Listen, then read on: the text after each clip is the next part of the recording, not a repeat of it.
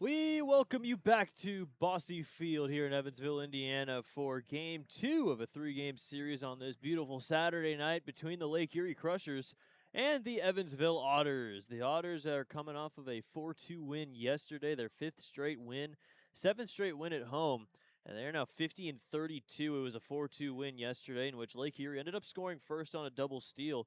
Then 2 homers back-to-back from Dennis Pierce and Chris Quitzer made it 2-1 Otters. They extended that lead to 3-1 after a RBI single from Quitzer, and then Marcos Gonzalez hit a homer in the 8th to make it 4-1. Lake Erie got a run back in the 9th, but the Otters ended up winning. Hey everybody, my name is Evan Patoka.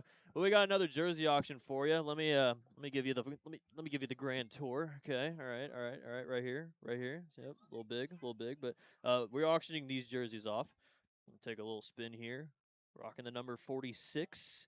This auction ends at 8:30 tonight, so make sure you go onto the Otters social media and check it out. That's what the guys are wearing on the field right now, playing some hacky sack. But for now, it's been good. The Otters have been playing well, 5 straight wins, up to 50. With a win today, they can clinch a 500 record at the minimum.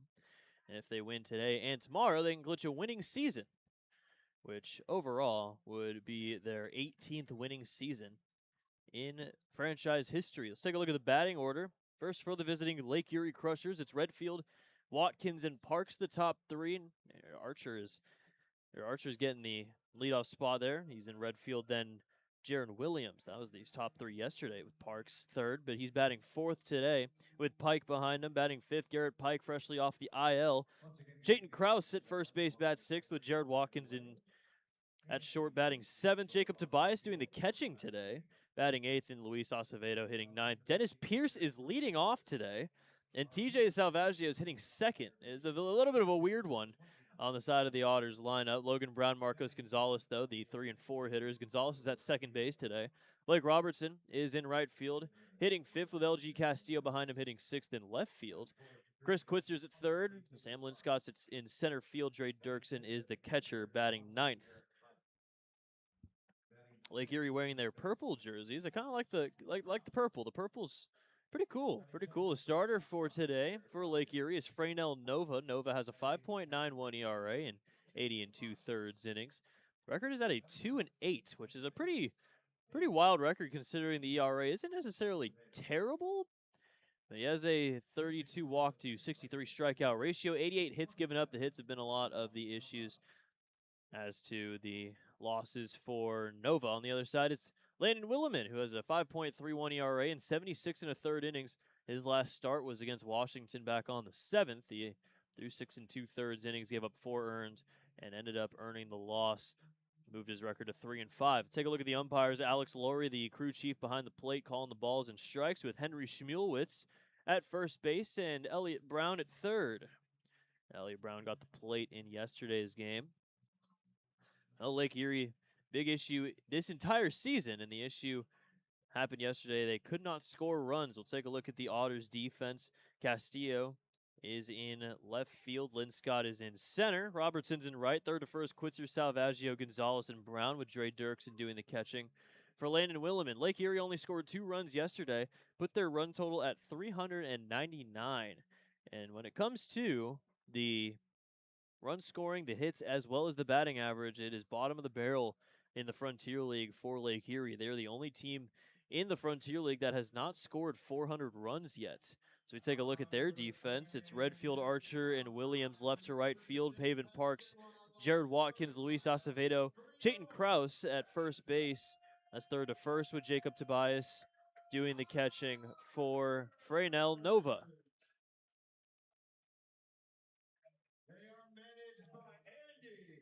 Last in hits as well on the offensive side for Lake Erie. It's 660, 17th, tied with Gateway with the lowest average at 253. On the other side, the Otters, top 5 in a lot of different offensive categories. Average, their 2nd. On base percentage, their 3rd. OPS, their 4th.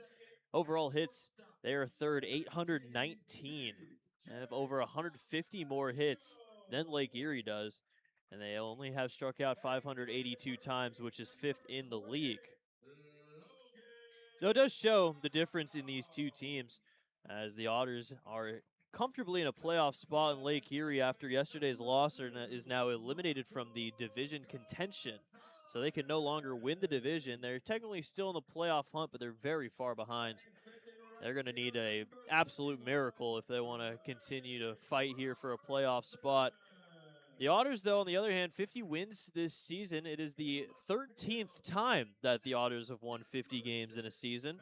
Last time was 2023. They did it in 7 straight years, of course, without the 2020 season, 2016 to 2023. They also did it in 2003, 2004, 2005, 2013, and 2014.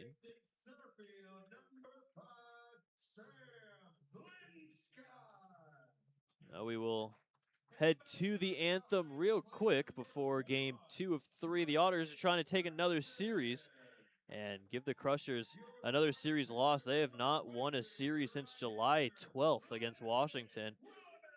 Otters looking to keep that streak up, as we'll send you the PA announcer, Zane Claude Feltzer, as he announces the anthem on the Otters Digital Network. Ladies and gentlemen, at this time, would you please rise and remove your caps as we honor America's freedom, those who now protect it, and pay tribute to those who made the ultimate sacrifice with the singing of our national anthem, this evening being performed by Brendan Harrell.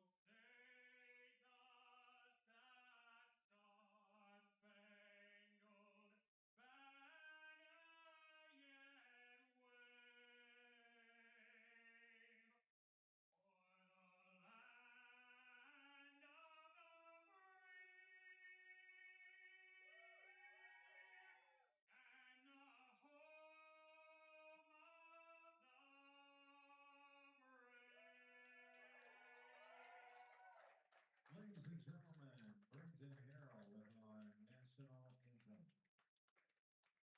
Tonight's game ball is delivered to you by Papa John's. Better ingredients, better pizza, Papa John's. And to say those 3 words that start every single Otters game, I got Dex, I got Lux, I got Lincoln. What do you say? Ready to go here for game 2 of 3 between Lake Erie and Evansville. The Otters are wearing the Flag Day jerseys that they're auctioning off, by the way. Make sure to go auction a bid on them on the Otters social media. You can check the auction there. Make sure to auction them. It's a place a bid. Do what you need to do. Let's take a look at the standings. Standings looking a little nice for the Otters. They're now 2.5 games up on Florence after the Otters won. And Florence just barely lost against Schaumburg. Speaking of Schaumburg, they're leading the West Division. 8-2 in their last 10. Same with the Otters, 8-2 in their last 10. Lake Erie at the bottom, 23 games back of the division, no longer in division contention. 16 games under 500. Windy City is in that first team out wild card hunt. 7-3 though in their last 10. Gateway's behind them. They're 10 games back of the division. Joliet and Mississippi bring up the rear. Over on the Atlantic Conference side of things, New Jersey's now up a game on New York. Sussex County is 4 games back. 4 games back of the division, and they're 3 games under 500. Could not be the Central. Down east, 6.5 back. Quebec is running away with the North. Ottawa behind him. Brockton, Tri-City, Trois-Rivières already out of division contention. So we take a look at the starting pitcher, Landon Williman, who is making his second start against Lake Erie this season. First one, he threw 6 innings, gave up 9 hits, 5 runs, 3 earned the loss. It's a 5-1 loss at the hands of the Crushers. He has a 5.31 ERA, 35 walks compared to 62 strikeouts in 76 1/3 innings. A bit of a weird lineup as well for Lake Erie as Nathan Archer, one of the newer signings on the team, is leading off. Everyone just deciding they want to be a little bit different today, but this is a battle between Williman and Archer. These guys were teammates at Bowling Green State. So a nice little college teammate matchup to start the game in Game 2. First pitch from Williman is called a strike. So Williman was with Bowling Green State from 2021 to 2025. Archer was there from 22 to 24. That is ripped foul off to the right side, and it's 0-2.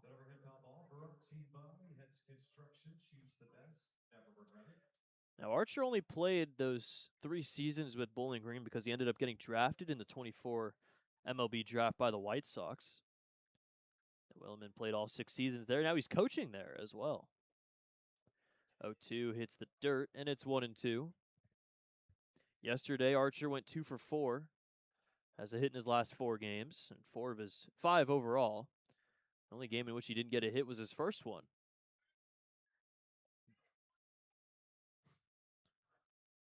1-2. Swung on and missed, strike 3. Williman wins the battle between former college teammates and earns his first K of the day. That will be the first out. Strikeouts brought to you by German American Bank. That'll bring up Joe Redfield, who was the leadoff man yesterday.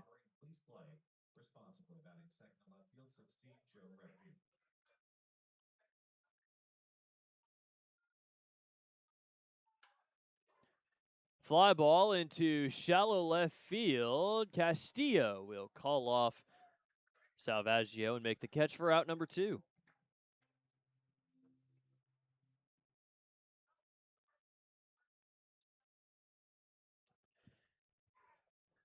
This is the first Lake Erie Crushers at bat for Jaron Williams. He's hitting third today, just signed yesterday with Lake Erie. 25-year-old. He's from Archbold, Ohio, a little bit northwest corner of Ohio, a little bit near Toledo, but playing technically with his home state team. Not necessarily the team that's closest to him, but home state. Spent this season with the Corpus Christi Hooks, AA affiliate of the Houston Astros. 0-2. He's down quickly.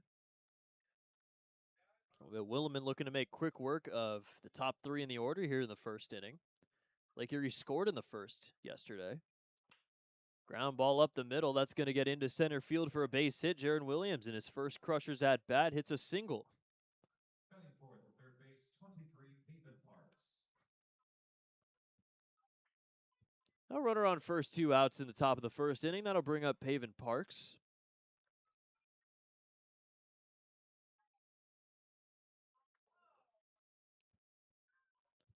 Parks yesterday 1 for 4 with a walk. Still at the 99 strikeout mark. Curveball hits the zone for strike 1. It's a very interesting matchup of colors between the jerseys. A purple and then a mustard yellow. It's yellow. What type of yellow? I'm not too sure. A 1 swing and a miss, and it's 0-2.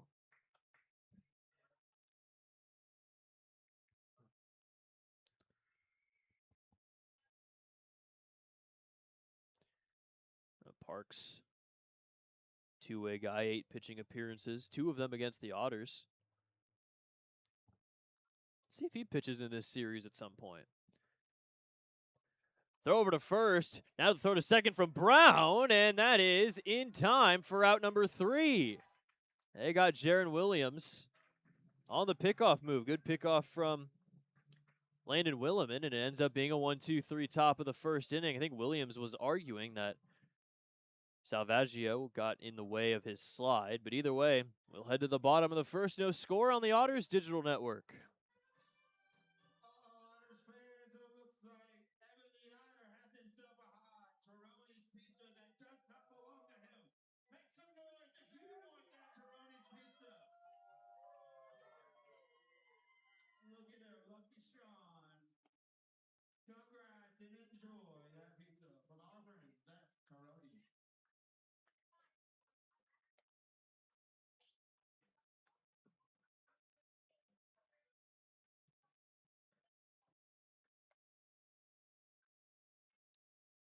Tonight's pitcher catcher battery for the visiting Lake Erie Crushers. Fernell Nova is on the mound. Jacob Tobias behind the plate. Pitcher catcher battery is powered by the Answer Auto Repair East. Find your battery needs at the Answer Auto Repair East. Located at 2319 North River Road. Give them a call 812-475-9000.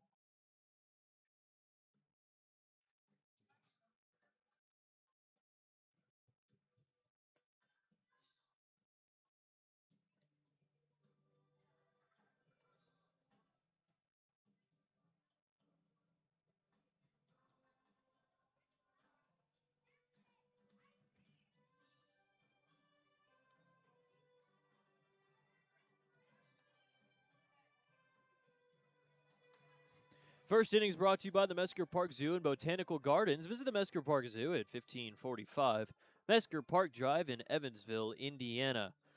Well, the starter for Lake Erie today is Fernell Nova, 24-year-old from Azua in the Dominican Republic. He has a 5.91 ERA in 80 2/3 innings.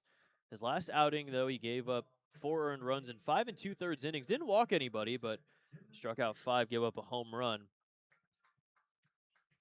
It'll be Dennis Pierce leading off. It's very interesting hearing the Pierce's walk-up to start the first inning. This is how we are right now. This is the first time Dennis Pierce has led off in a game all season. First pitch called a strike. And he has moved up in the lineup because he's been hitting the ball really well the past week. He's got a hit in his last 7 games. He hit a homer yesterday. Hitting .323 in August so far. As there's a grounder up the middle into center field, and Dennis Pierce continues the hot hitting in the leadoff spot with a single to start the bottom of the first.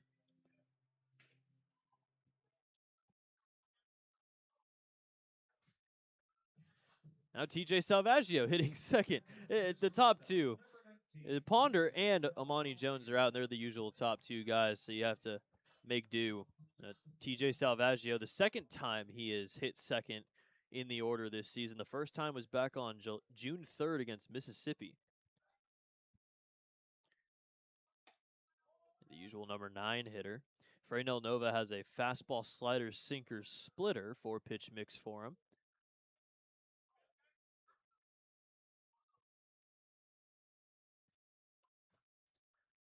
1-0. Swing and a miss.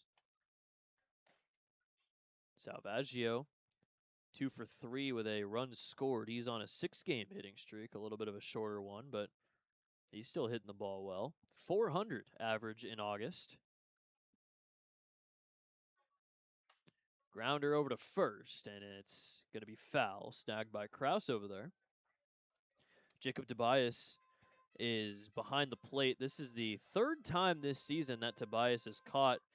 The first one was on June 3rd against Trois Rivières, and the second time was on July 19th against Gateway. 1-2. Swing and a miss, and that's strike 3. First K for Nova, and that's out number 1.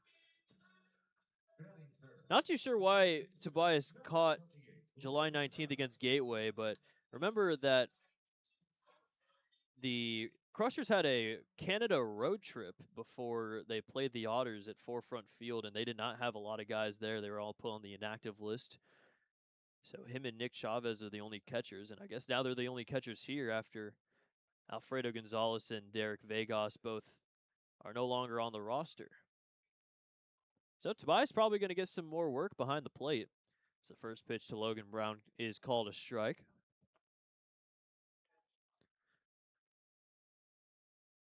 Pierce on first with one out. That one's going to get past Tobias, and taking second base is Pierce.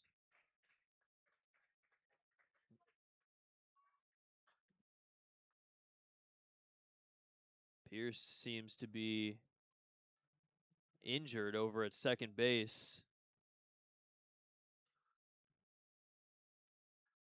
Something happened when he got over there on the wild pitch. I think he immediately is going to get taken out of the game here. Take a look. Pierce heading over to second base. It seemed like he, right when he was about to get into second base, might have pulled something. We'll see. Blake Barthol is going to come in as a pinch runner.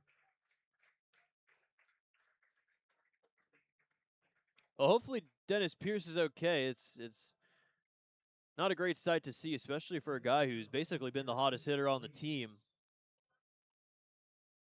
Running at second base for the Evansville Otters, 8, Blake Barthol. So Barthol is in at second base.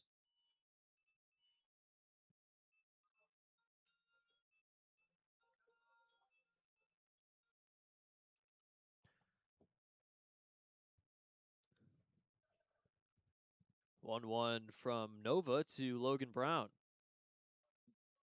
That'll get past Tobias again, and heading to third is Barthol.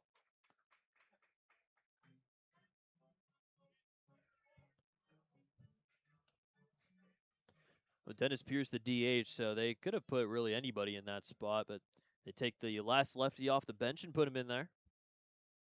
So now the 4 lefties in the lineup: Barthol, Brown, Robertson, and Quitzer. 2-1 from Nova. Popped up left side of the infield. Making the catch out there is Paven Parks, who ran right in front of Watkins to make that play. And that's out number 2.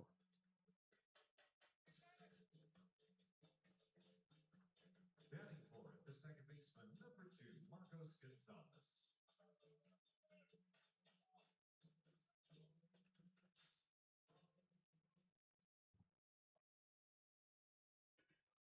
Marcos Gonzalez, a chance to put the Otters on the board here. First pitch from Nova is a little outside for ball 1. Gonzalez 1 for 4. His one hit, though, was a solo homer. Put the Otters up 3-1. It was his 9th homer of the year. Swing and a miss, and it's 1-1.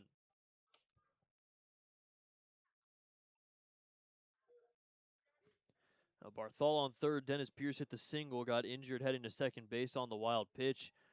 Advances to third on the wild pitch. High fly ball into foul territory. Chayton Krause running after it, and he will make the catch for out number 3. So Nova gets out of the first inning, leaves the runner on in scoring position, as we will head to the second inning. No score on the Otters Digital Network.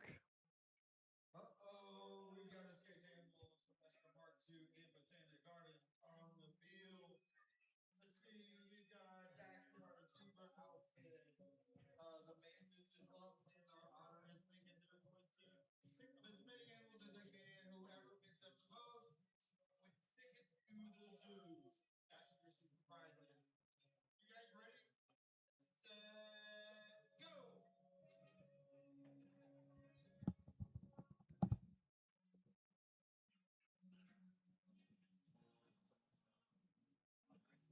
That's all. Let's get them counted and see who our winner is.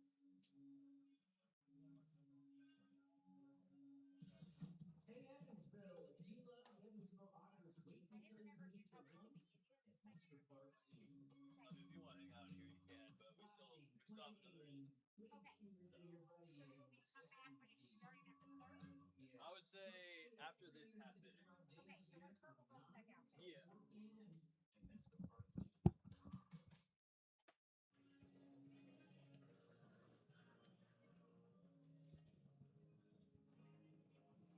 The mantis is your winner.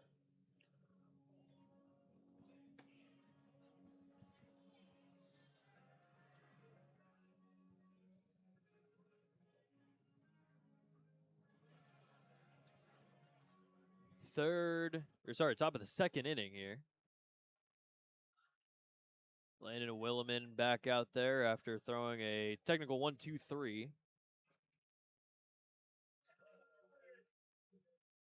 Hit a single, or gave up a single to Jaron Williams. He ended up getting picked off to end the inning after the strikeout and the fly out to left field by Joe Redfield. It's Pavin Parks back out there. He was out there for the end of the first inning. Now, starting the second off, it's Parks, Pike, and Kraus.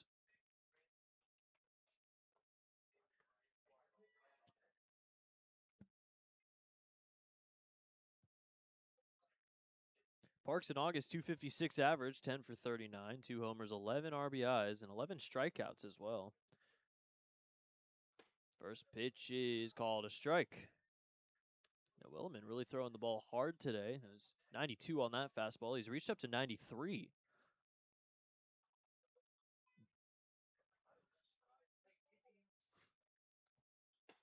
Called strike 2. Now, Parks, Evansville Otter last season. 24th round draft pick in 2018 by the Padres, didn't sign. Then drafted in the 36th round by the Tigers in 2019. He only played 11 games in the minor leagues and went 0 for 19. 1-2 is away. Also pitched 5 innings, had a 0 ERA. He ended up getting released, though, during the COVID 2020 canceled minor league baseball season. 1-2. That just misses high and away. Evens the count up at 2 apiece.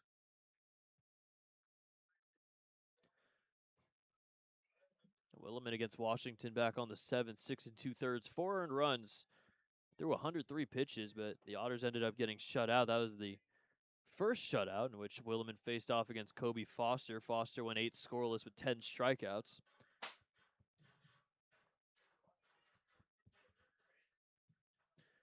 One of the 3 games that Williman played last season with Evansville was against Lake Erie.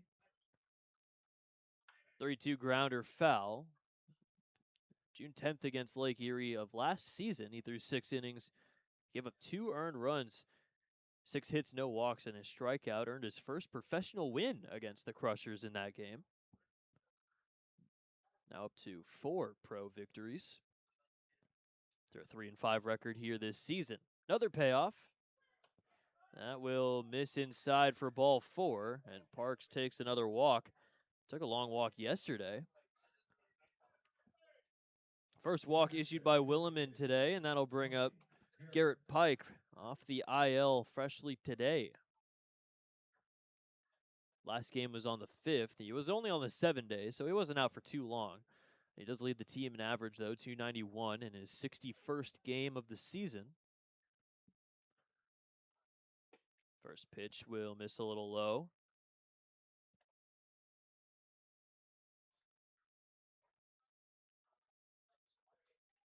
Pike against the Otters this season, 286, 6 for 21 with a homer and 3 RBIs.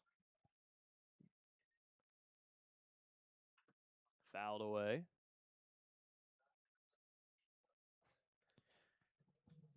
Interesting thing about Pike, he has pitched before this season. His one game in which he pitched was against Evansville. That was the 18-2 game. He pitched 2 scoreless innings. I remember talking about how Pike was the best pitcher in that game, and he was a position player. That's how good the offense was for the Otters. That was also the season high 25 hits. That was the best we've seen of the offense all season. Now, I'm not saying they're bad now, but you score 18 runs in back-to-back games, it's kind of hard to come back down from that pedestal. Even with or without offense, though, the Otters are getting wins. Swing and a miss, and it's 2-2.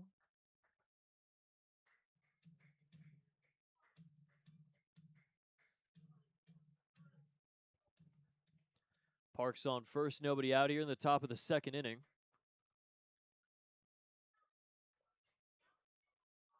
Two from Williman.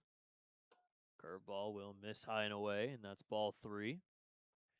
A walk would put 2 on with nobody out for Chayton Kraus. The Second of 3 righties in the lineup. Got 2 lefties on the bench. And Samuel Benjamin and Chase Nixon, who both played yesterday. Switch hitter and Chavez also there. James Jett, we haven't seen yet. High pop-up. Left side of the infield. Pavin Parks was running. He'll have to head back as Quitzer will make the catch for out number 1.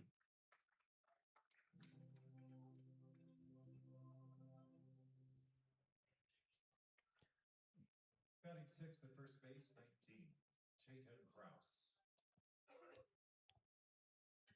1 down, still runner on first and Parks, and that will bring up Chayton Krause.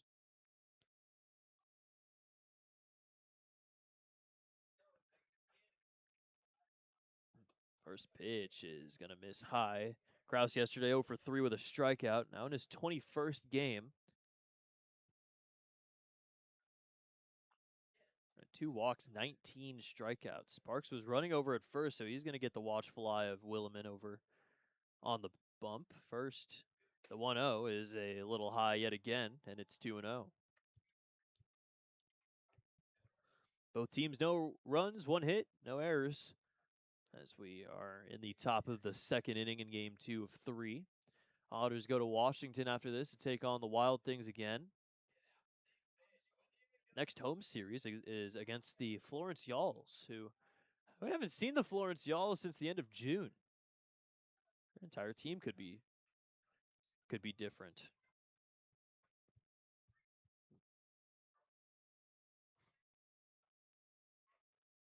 Two 1. Called a strike, and it's 2-2. 1 walk, 1 strikeout so far for Williman. The strikeout was of Archer, and we just saw the walk to Parks earlier in this frame.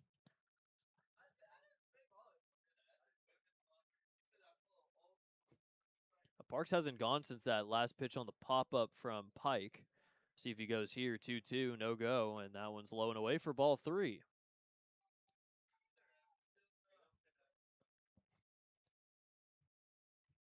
One of those 2 walks for Krause was on the 9th against Down East last time he walked. It's 1 homer. The only homer he's hit this season was on July 22nd against the Wild Things. Payoff pitch. Before that, throw back to first, and it's not in time.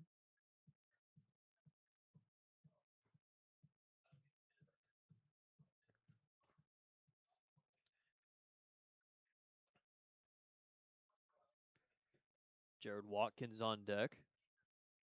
3-2, runner goes. Fouled away, off to the right side, and Parks will head back to first yet again. An overhead foul ball brought to you by Heads Construction. Choose the best. Never regret it. So Parks has now tried twice to steal second base and hadn't gotten the chance to either time. Now Parks, even though he's 29, still 13 for 16 on stolen bases. Team is a little bit on the older side for Lake Erie. Another payoff from Williman. Runner goes again. It's fouled back again.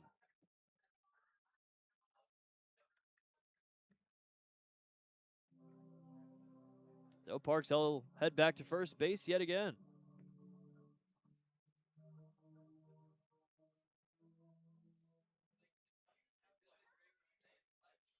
See if Parks goes here.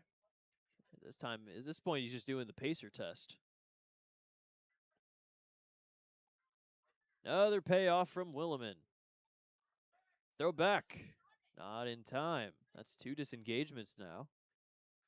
Just want to get that last one in. Maybe see if they can get him at first base, but not able to do so. Parks still leading off over at first, covered by Logan Brown. 3-2. High fly ball into right field.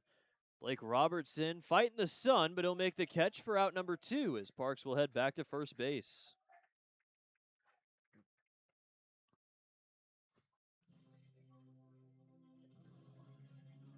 Former teammates Pavin Parks and Logan Brown talking over there at first base. Jared Watkins, his first at-bat of the day. He's having a great August. He's in .353. 12 for 34 with a homer and 8 RBIs. Yesterday, though, he went 1 for 4, drove in a run. First pitch called a strike, and it's 0-1.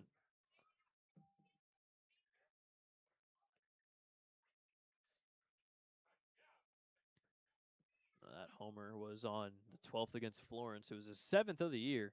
Has 40 RBIs as well. Swing and a miss, and it's 0-2. Good breaking ball from Williman. After the leadoff walk to Parks, he has retired the last 2 on flyouts.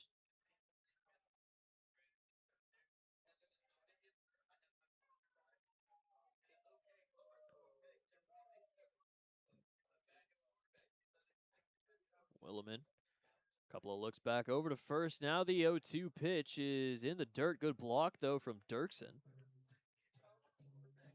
Oh, Dre Dirksen, we've seen him play some great defense behind the plate.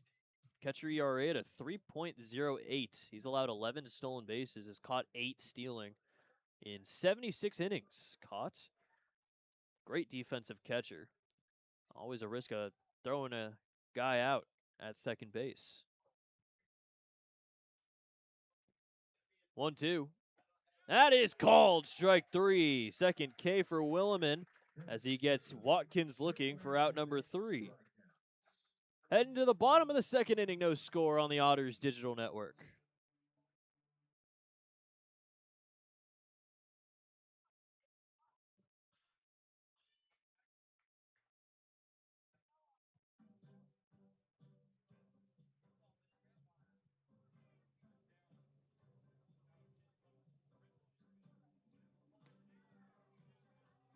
It's time to see who gets to upgrade to the Ashley Furniture Home Store Best Seats in the House. Our lucky winner gets to spend the rest of the game in the best seats in the house, and we have a lot of fantastic people who have signed up this evening. We can only pick one. And I'm going to roll with Don Chappell, because he was the first person to sign up today. Congratulations to Don Chappell. You're the winner of the Ashley Furniture Home Store Best Seats in the House. Come on down, Don Chappell, and enjoy the game for the rest of the game and your feet picked up. Fans are reminded that the City Connect jerseys being worn by the Otters this evening are currently up for auction online through Dash. The auction will close at 8:30 p.m. Evansville Central Time. So you have an hour and Freynell Nova threw a scoreless first inning. He gave up a leadoff single to Dennis Pierce. Pierce ended up leaving with an injury after advancing to second base on a wild pitch. But Nova ended up getting the next 3 outs: Salvaggio, Logan Brown, and Marcos Gonzalez. As we are now in the bottom of the second inning. Second inning brought to you by J.E. Shekel Armor Protection. Founded in 1978, J.E. Shekel is the Tri-State's premier residential, commercial, industrial service and construction company. It'll be Blake Robertson, L.G. Castillo, and Chris Quitzer leading off. 2 lefties in the first 3 to start at the bottom of the second inning. Otters trying to strike first. The Otters, when scoring first, 22-9 record this season, as the first pitch misses low for ball 1. This is Nova's first season with Lake Erie. He signed back on March 27th. He was on the 7-day IL for a little bit back in June, but has mostly been healthy. Called a strike, higher half of the zone, and it's 1-1. Has pitched against the Otters before. June 9th, he threw 6 innings, gave up 9 hits, 6 earned runs, 4 walks, 3 strikeouts, earned one of his 8 losses against Evansville. That is called a strike. And it's 1-2.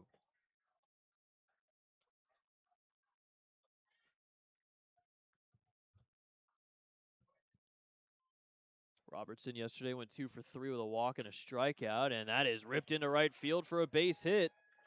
As Robertson leads off the second inning with a single, second straight inning where an Otters led off with a base hit, and that'll bring up L.G. Castillo.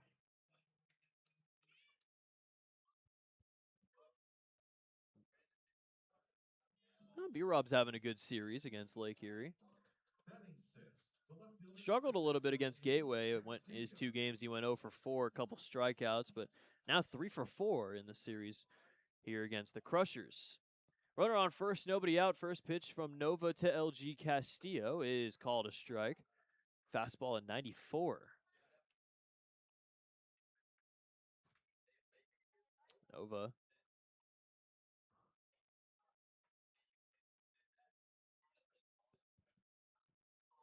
Another look back to first, and now the 0-1. Check swing, check over to first is a no-go, and it's 1-1. Got out in front of Tobias as LG was trying to get out of the way of the ball in the dirt. No advance, though, at first from Robertson. Now, there was a streak for Nova of 6 straight losses between May 24th and June 26th. 6 straight L's there, which is the main catalyst as to why he has a 2-8 record. Fouled away, and it's 1-2. On the 4th, though, of August, he had his season high 10 strikeouts. In 7 innings, only 1 earned run given up. It was a good outing against Mississippi. 7 innings is a season high in terms of longevity. He's done it twice as Castillo strikes out on the high fastball. Second K for Nova, and that's out number 1. Batting seventh, third baseman number 9, Chris Quitzer.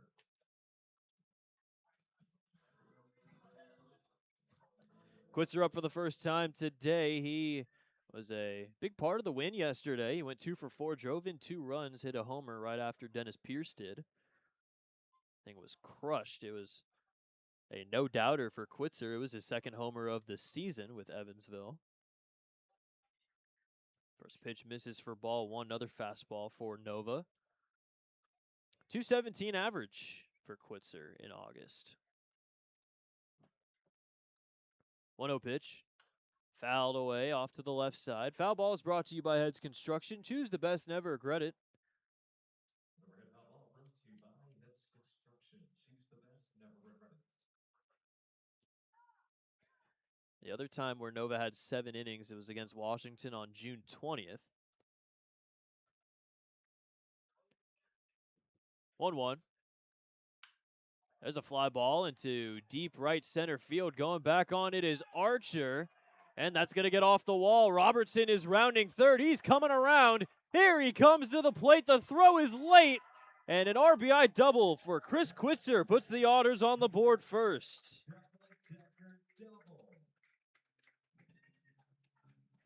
3 RBIs already in this series for Quitzer. He's got a double, and an RBI one at that is second double of the year. Makes it 1-0 Evansville in the bottom of the second inning. I went 409. It just barely missed from going out. 105 off the bat of Quitzer off of the changeup by Nova. Now it's Sam Linscott up for the first time in this series. Runner in scoring position with 1 out. Otters on the board first. First pitch, fastball called a strike. We'll talk a little bit more about that game against Washington, June 20th, the 7 innings. Only gave up 2 earned. He retired the first 12 batters he faced, but still earned the loss. It's a very unfortunate loss for Nova. It was a part of the 6 straight from him. 0-1. Fouled away off to the right side, and it's 0-2. 3 scoreless outings this season for Nova, and all of them have come out of the bullpen. He's given up only 1 earned run 3 times in starts, including the 7 innings with 10 strikeouts back on the 4th. It's definitely his best outing of the season. He was not involved in the decision, though. Time called, as it will be a pitch clock violation on Nova. Makes it 1-2. It called time. The umpires did right as he was about to throw that pitch. So a little bit better of a count for Linscott. Still a 1-2. Nova kicks and fires. That one's low and away.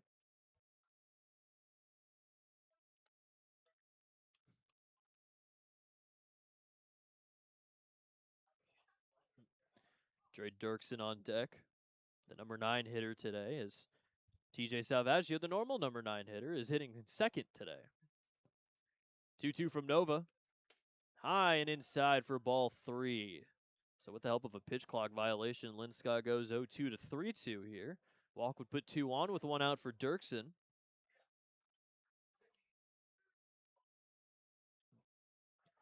Quitzer brought in the first run of the day here. Otters up 1-0 as he stands on second base with 1 out. Nova's payoff pitch is fouled away. Well, for Dirksen, who's on deck, this is the first time this season he's hit 9th. Had Barthol hit 9th twice. Mark Black do it 3 times. And TJ Salvaggio 62 times. He's been very productive, though, in that number 9 spot. And that's why he keeps on getting placed there. Another payoff. Grounder foul, this time down the left field line.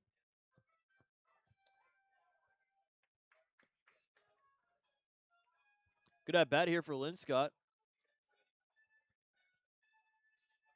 Up in the pitch count for Nova. He's up to 30 pitches through just 1 1/3 innings. Another payoff pitch is called strike 3 on the curveball as Linscott goes down looking for out number 2. Strikeout number 3 for Nova. Now 2 outs with a runner on second for Dre Dirksen. Number 21, Dre Dirksen. Well, even with the strikeout, a nice at-bat for Linscott, just up in the pitch count a little bit. See if Dirksen can bring a run in here. He's in a little bit of a slump. Doesn't have a hit in his last 5 games. First pitch is called a strike. Last 5 games, he's 0 for 15. Last game was game 1 of the doubleheader back on Thursday. He went 0 for 2. Did walk, but struck out twice. 0-1. That one, it's in the dirt. Good block from Tobias. And it's 1-1.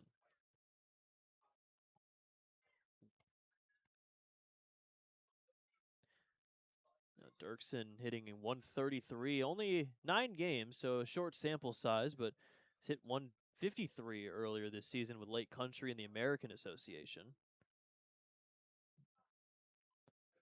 1-1 from Nova. Swing and a miss, and it's 1-2.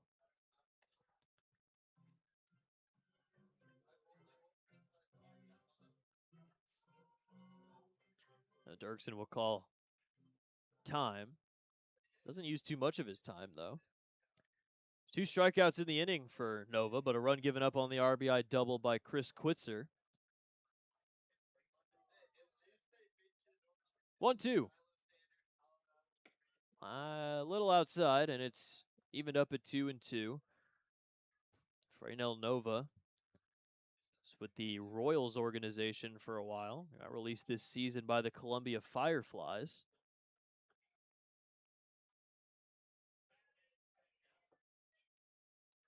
Two in the dirt again. Tobias has done so far a pretty good job behind the plate of blocking pitches. Did get a little go past him, a couple of wild pitches for Nova, but Barthol advanced to third and didn't come around to score. It was just the hit from Quitzer that puts the Otters on the board first. Another long at bat though as Dirksen faces a 3-2 against Nova. He kicks and fires. That will miss for ball 4, just inside. A good take from Dirksen as he'll take the walk, and that'll bring back up the top of the lineup. 2 on here with 2 outs for Barthol, who is now the leadoff man after Dennis Pierce came out with an injury. Back to the top of the order, our Edward Jones leadoff batter, number 8, Blake Barthol. Blake Barthol getting Dennis Pierce's walk-up music.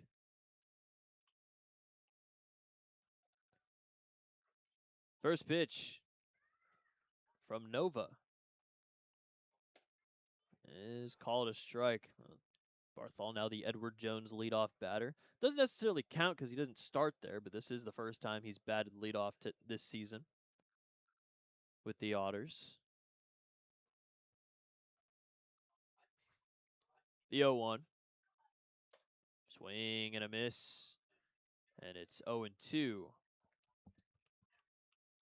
Barthol getting placed in the lineup early here. He did play yesterday, 0 for 3 with 2 strikeouts against Lake Erie pitching. Hitting at a .250 now in his 8th game of the year with the Otters. 0-2 from Nova. That will miss a little outside. 95 that time on the fastball, and it's 1-2.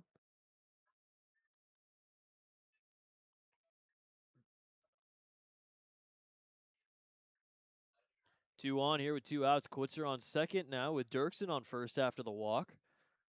Long inning for Nova, his 1-2. Swing and a miss for strike 3. And every out via the strikeout for Nova in the second inning, but a run does come in. Chris Quitzer's RBI double brings home Blake Robertson as the Otters take a 1-0 lead heading to the third on the Otters digital network. Otters fans, it's time for the D-Bat Disney Bat race. We've got Patty and Dax on the field. They're going to spin around the bat 10 times, running. They recruited me to be the finish line. Let's see if I can handle this. First one to give me a high five or low five, whichever, will be your winner and win a nice prize. You guys ready? You ready? Set, go. Faster,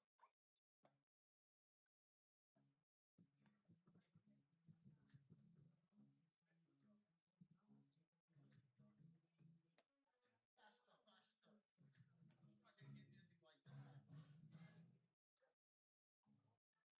Oh, I guess I was wrong. Good job, Hattie. Is your winner. You all right? Let's hear it for both of them. Gambit is all. D-Bat is Evansville's premier locally owned indoor baseball and softball training facility. Experience top-notch batting cages, automated pitching machines for baseball, fast pitch and slow pitch softball, personalized lessons, exciting games and clinics, unforgettable birthday parties, and a pro shop filled with everything you need. Powered by Rawlings. They're located on O'Hara Drive near the airport. Visit Top of the third inning here, 1-0 Evansville as Landon Williman is pitching with the lead for the first time today.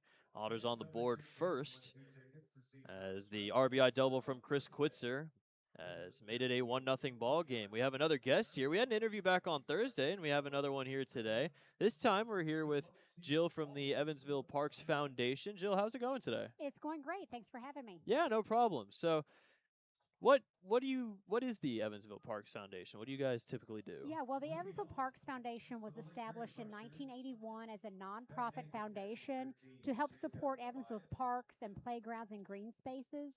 We know the city budget only goes so far, so we help as a 501c3 nonprofit raise additional money to go back to the city for improvements, new playgrounds, new swings, all kinds of things throughout the city. Nice. So how long does a project typically take you guys? Does it really just depend on what you guys are making? Yeah, it does depend on the project. Like right now, we're getting ready to launch a new project. It's the Eigelhart Splash Park, and it's in the location of the old Lloyd Pool on the north side. And that splash park has been in the works for probably a year and a half, under construction for several months, and it's scheduled to open in September. So that will be the largest splash park in the state of Indiana, and it's free for everyone to enjoy. Oh, it's free. Nice. So what is your sort of role in planning stuff like that? Well, I'm the executive director of the Parks Foundation, and I have been in this role since 2009.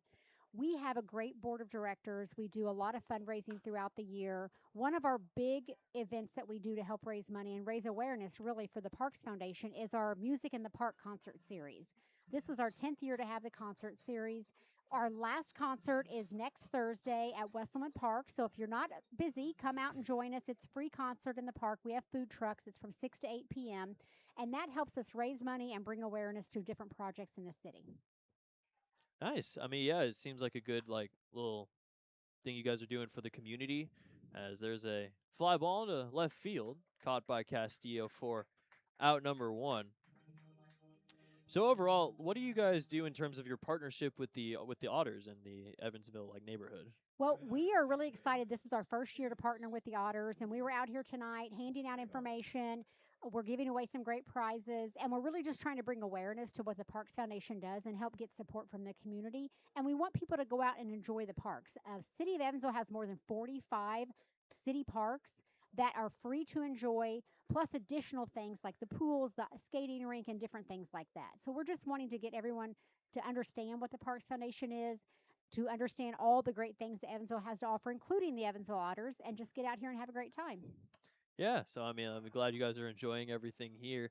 The 45 parks, we have a park right over there, Yes, right Garvin across Park. the Yep. street, Garvin Park.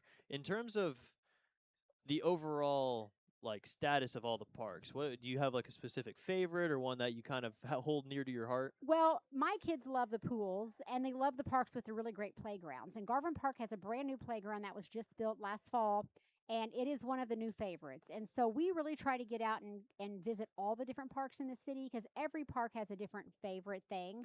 Some of them have a baseball field, some have basketball courts, some have pickleball, some have pools.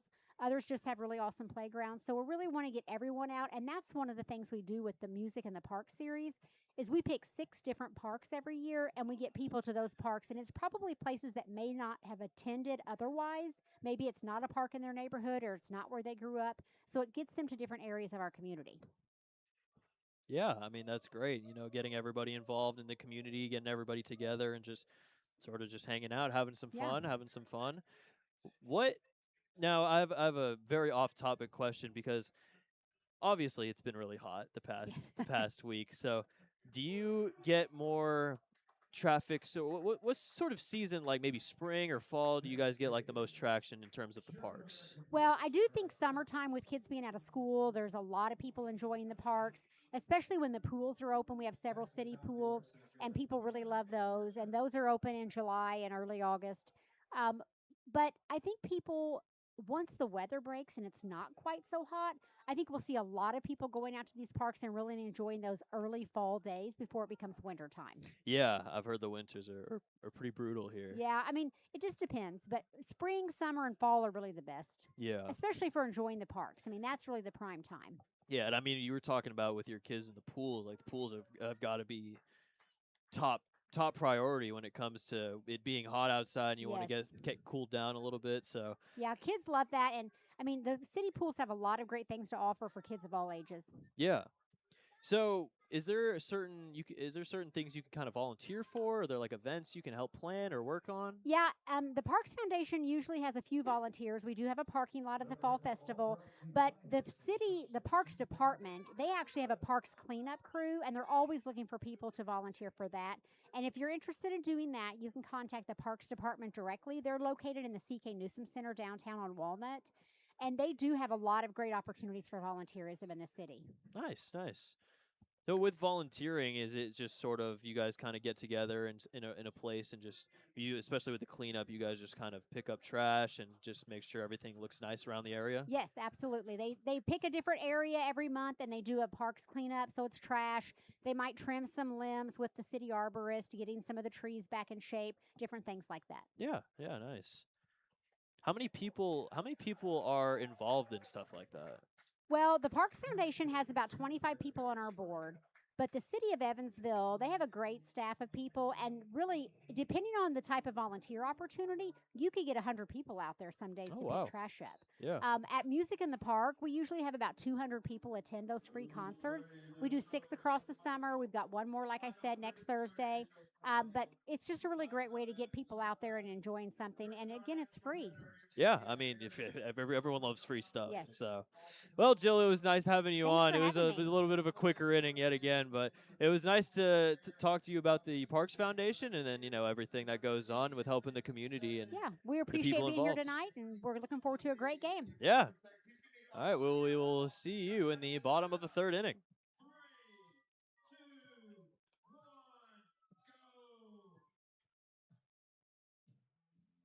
Oh, you gotta be louder than that. He can't hear you. Got a good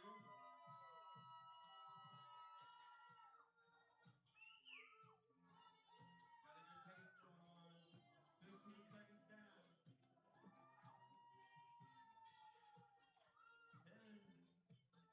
10, 5, 4, 3, 2, 1. Time is up. What we got? 28. You did good. You did a lot better than the Otter did. Let's hear it for Chris, everybody. It's 200 degrees out here. It's more like that. Our parks are where community happens, and the Evansville Parks Foundation Incorporated is keeping them from. From fields to playgrounds, they go beyond city funding to make our parks shine. Step up to the plate and support Evansville Parks Foundation today. This is the Precision Pest and Wildlife third inning. Every great team brings precision to the field. We bring it to your home and business. Call 812-993-3341 or visit precisionpestwildlife.com. Let's elevate the standard together.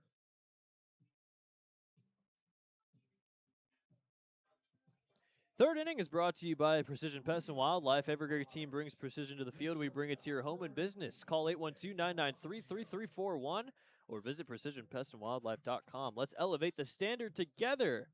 Big shout out to Jill for hopping on the broadcast, talking a little bit about the Evansville Parks Foundation.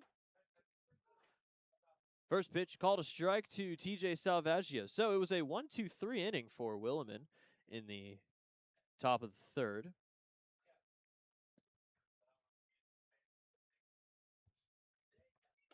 Swing and a miss, and it's 0-2. So the fly out to left field, the third strikeout to Acevedo for Williman, and then he strikes out Nathan Archer swinging. So in a battle of a couple of Bowling Green State guys, Williman has struck Archer out twice now. And he is now up to 4 strikeouts on the day. 0-2 is a little low for ball 1. Salvaggio has a strikeout as well, that in the first inning. 1-0 Evansville in the bottom of the third inning. Otters have 1 run on 3 hits, no errors. Just the 1 hit for Lake Erie.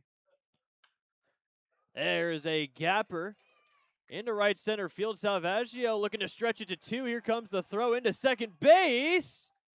And it's in time. Salvaggio gets thrown out at second base, out in right field. Williams was the thrower over there on a hop over to Watkins at short. First baseman, number 28, Logan Brown. So that'll be a single, and the throw gets Salvaggio out at second base. Let's take a look at the replay here. Throw beat him. I think the tag was applied by Watkins.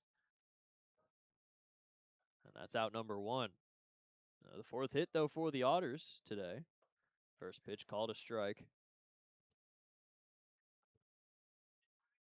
Nothing in terms of arguments from the coaching staff.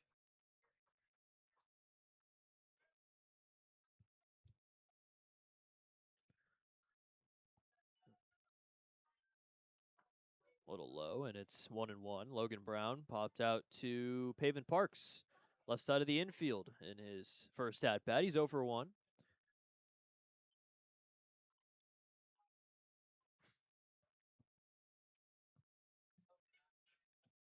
One pitch. Fouled back to the netting, and it's 1-2. Well, Nova from Azua, Dominican Republic. It's on the southern coast of the Dominican Republic. A lot of good MLBers are from there. Sandy Alcantara, Michael Franco. 1-2. Slow grounder over to first base. Krause will scoop it up, toss over to first. And stepping off the bag is Nova for out number 2. So Krause had to kind of go behind his back to throw that one over to first, and then a weird stretch at first from Nova, but whatever gets the job done, as that will bring up Marcos Gonzalez. So Nova signed with Lake Erie. Under the intention his dad is a Lorain County resident, gives him ties to the local community, and which is why he signed with Lake Erie, so his dad can come watch his games. Doesn't even have to drive too far. First pitch called a strike, and it's 0-1. And his dad is, at least as far as I know, not here. It is a pretty long trip up to Avon from Evansville. 0-1 is a little inside, and it's ball 1. Marcos Gonzalez flew out to Krause at first base. He was into foul ground near the warning track when he made the catch to end the first inning.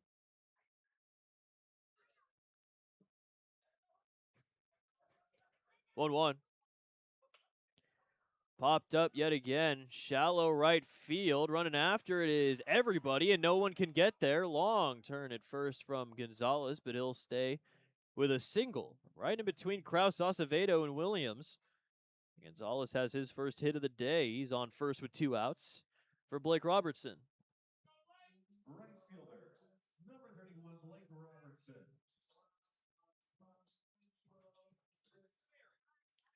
Robertson had a single in the second inning, led off the inning with a base hit, and ended up coming around to score on the double by Quitzer. I saw Jaron Williams in right field gunning for that ball, but couldn't get to it. First pitch is a little outside for ball one.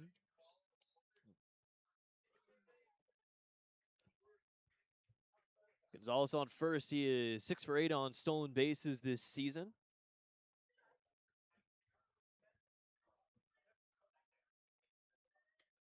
That one's going to get past Tobias, and taking second base is Gonzalez. Everyone paused for like half a second before everybody started moving. Gonzalez kind of realized that, oh, wait, I can take second here. Tobias realized that, oh, that got past me. Scoring position here with 2 outs now, and a 2-0 from Nova to Robertson. Nova kicks and deals. Breaking ball misses high for ball 3.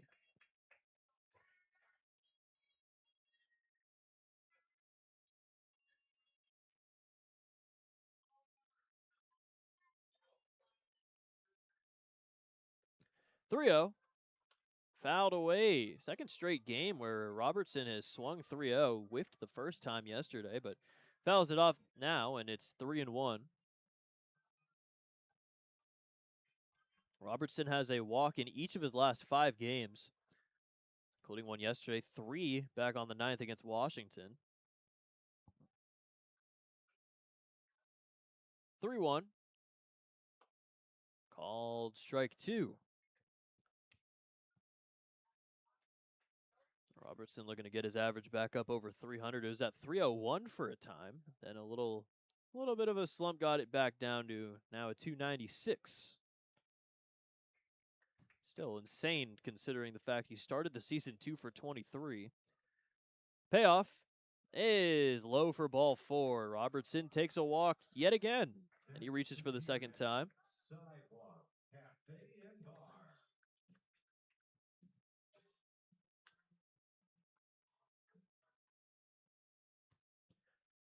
37th walk of the year for Robertson.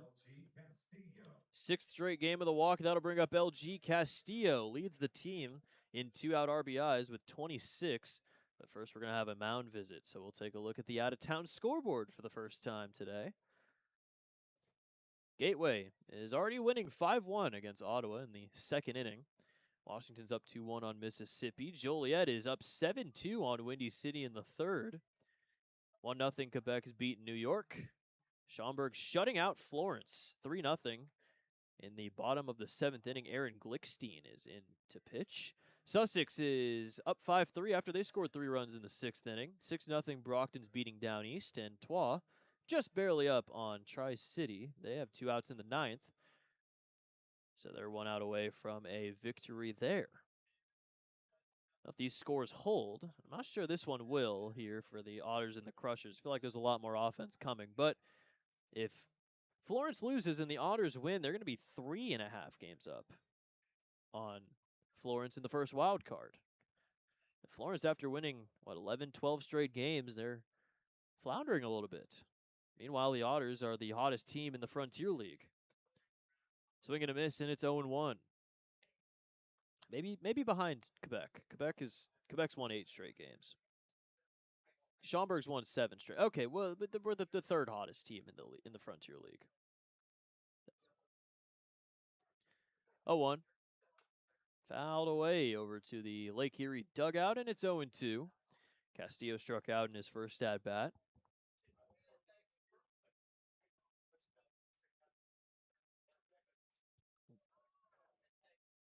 Gonzalez on second, Robertson on first.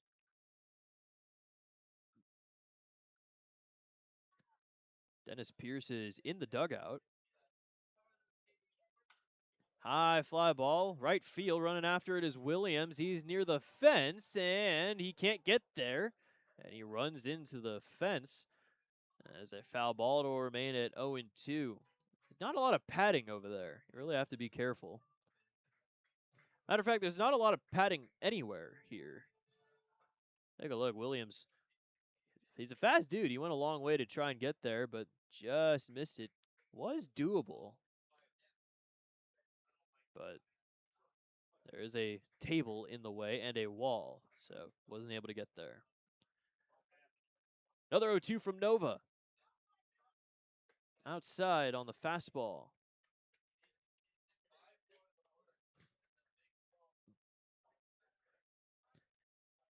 Two hits and a walk in this inning. Otters up to 5 hits on the day. Just the 1 run scored, though, as they lead at 1-0 in the bottom of the third. 1-2 from Nova. Reaches out, flies one into shallow center field, running after it, and making the running catch is Archer for out number 3. Almost fell in. Archer, though, has a lot of speed out there in center field. We'll head to the 4th. Evansville up 1-0 on the Otters Digital Network.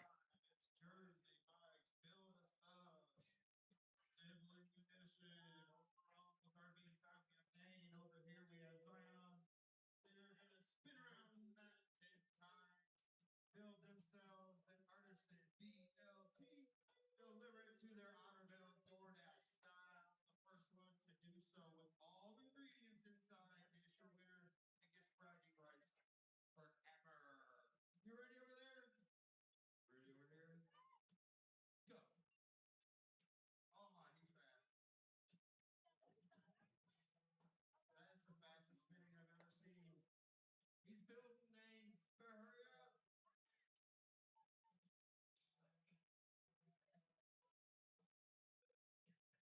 Hey, I'm ordering food from Zion for sure, and he is your winner. Keep going over there. Don't give up while I read. The only way to top this up is with real red wine vinegar made from red grapes and no food coloring, and the only way to get it is at Jersey Mike's because authentic ingredients make us up above. Jersey Mike's is located at 939 North Burkhart Road in Eville.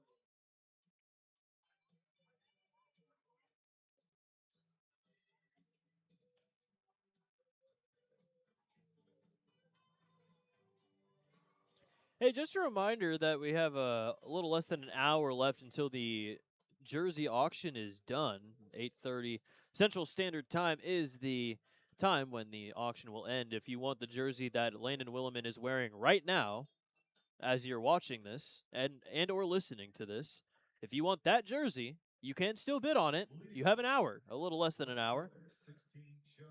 So bid, please bid, please. Joe Redfield leading it off in the 4th inning. It's Redfield, it's Williams, and it's Paven Parks against Williman. Redfield had a fly out to left field in his first at-bat back in the 1st inning.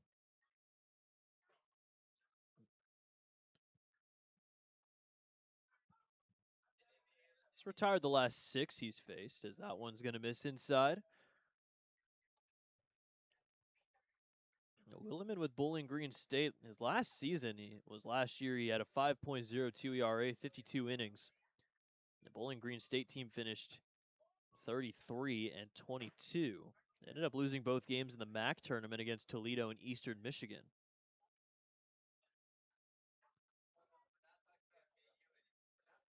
His best season ERA-wise was 2023 at a 4.21 ERA in 25 2/3 innings. Played a couple of summer collegiate seasons as well. New England Collegiate League. He had a ERA of 0.5 in 17 innings out of the pen with the North Adams Steeplecats. Foul tip into the glove, and it's 2-2. Appalachian League as well for Williman. He was with the Greenville Flyboys. And Greenville used to be a MILB affiliate back when there were a lot more minor league teams.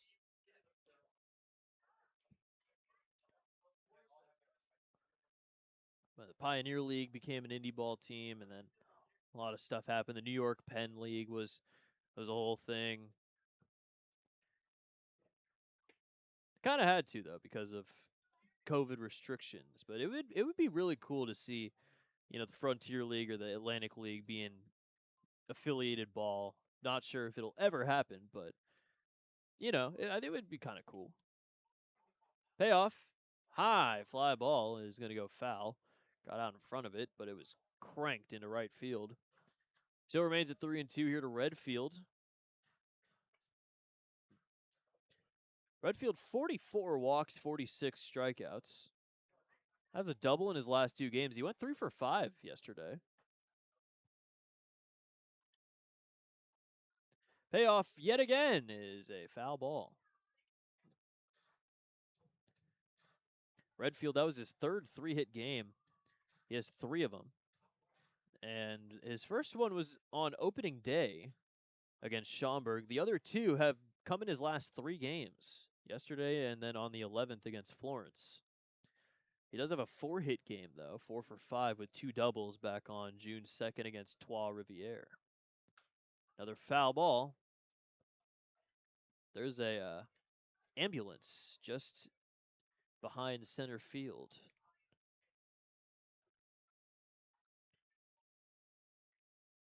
Just thought I'd share. Another payoff from Williman. Long at bat here against Redfield. There's a grounder to first. That's foul as well. Long at bats for Nova. He's sitting at 62 pitches through 3 innings. Williman is at 55.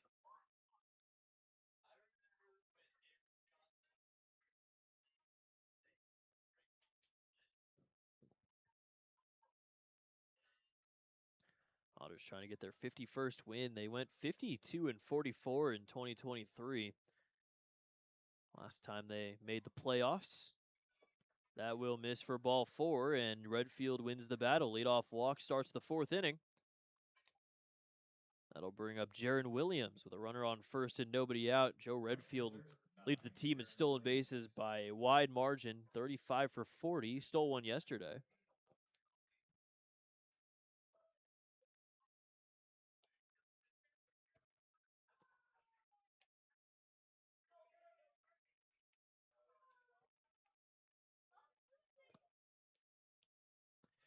Williams in his first Lake Erie at bat hit a single, as that's called a strike. Williams, 25 years old. He was a 9th round draft pick in 2023 by the Astros, but has dealt with a lot of injuries. Runner goes. That one will miss. No throw from Dirksen as Redfield will take second base. Redfield stolen base number 36, now 36 of 41 this season as he moves into scoring position representing the tying run.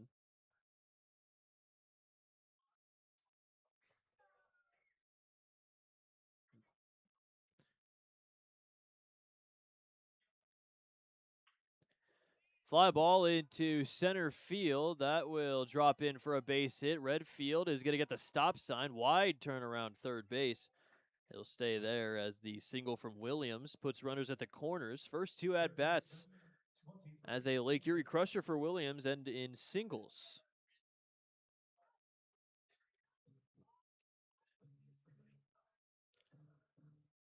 Runners at the corners, nobody out for Pavin Parks. Walked in his first at-bat to lead off the 2nd inning, but didn't advance farther from first, even though he did try multiple times. Attempted a few stolen bases.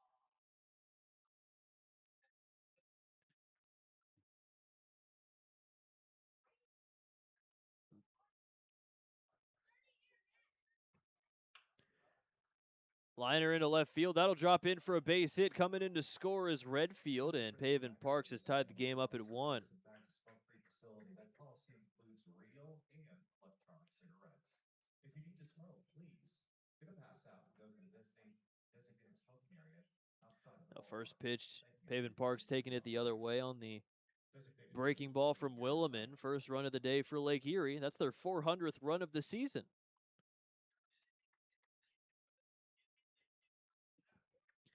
That'll bring up Garrett Pike. He flew out to Quitzer on the left side of the infield. 2 on here with nobody out in the 4th inning. Go-ahead run is at second base now in Williams. Bunt popped up foul, and it's 0-1.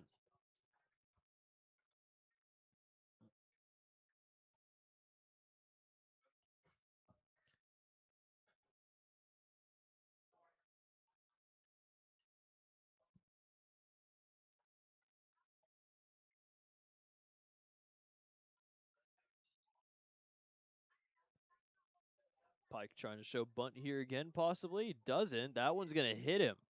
Both runners will advance, but now second and third.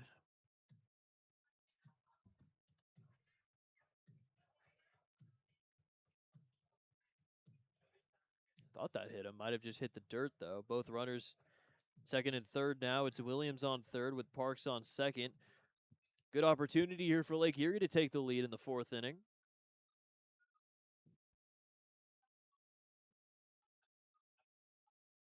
1-1 to Pike. Grounder, that's going to get into right field for a base hit. One run will come in. Parks will stop at third. Lake Erie has taken a 2-1 lead. 3 straight singles as Garrett Pike brings in a run. First baseman, 19, Jaden Krause. So for Pike, that's RBI number 32, and Max Peterson will come out, have a mound visit. Nobody's warming in the bullpen, but we'll see how long that lasts for Evansville.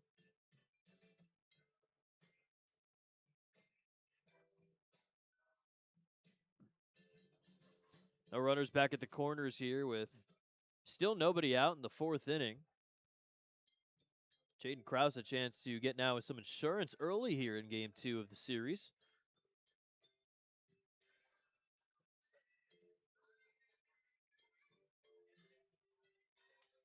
Jaden Krause, 254 in his first at-bat. He flew out to right field. He was with Grayson County Community College for a couple seasons, then went to Dallas Baptist. That's where he was this season. He hit 300.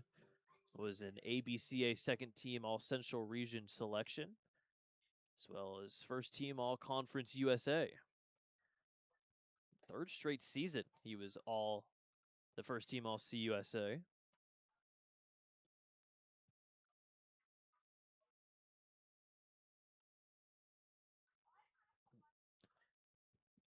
One 0 from Williman. Little low and away for ball 2. 2026, Krause led the conference in homers with 19, RBIs with 65, and total bases with 143.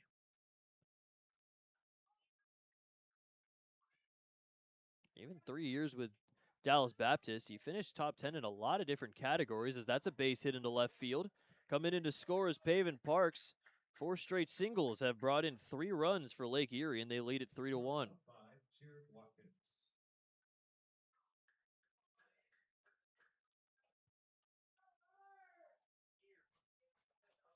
Williman was looking good through the first 3 innings, but now has given up a good amount of hits. First 5 have reached for Lake Erie to start the 4th inning.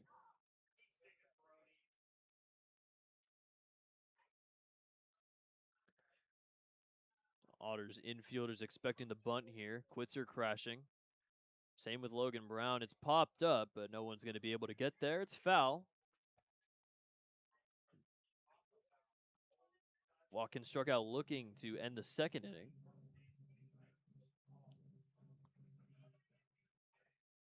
There's some movement now in the bullpen for Evansville.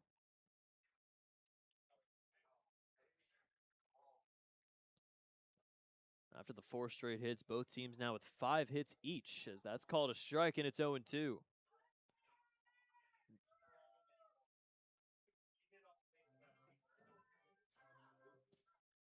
It's Pike on second now with Krause on first. Still nobody out here in the top of the 4th inning, as Lake Erie continues to hit the ball well to start the frame. 0-2. Will miss a little low.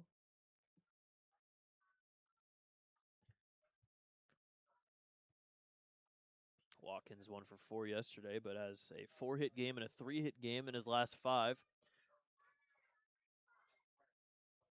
343 average in August.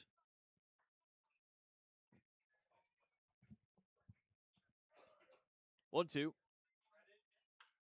There's a base hit the other way into left field. Everybody will advance 90 feet. 5 straight singles for Lake Erie off of Williman. And that will load the bases with nobody out now for Jacob Tobias.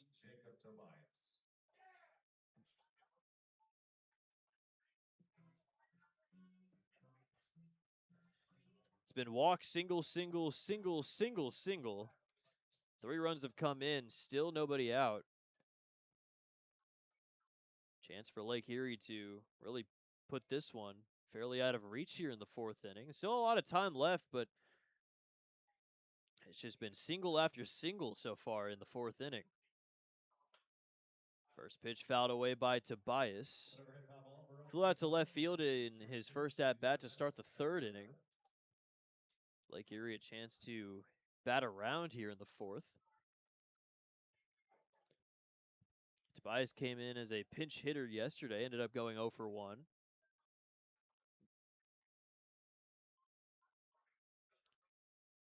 A 1 pitch.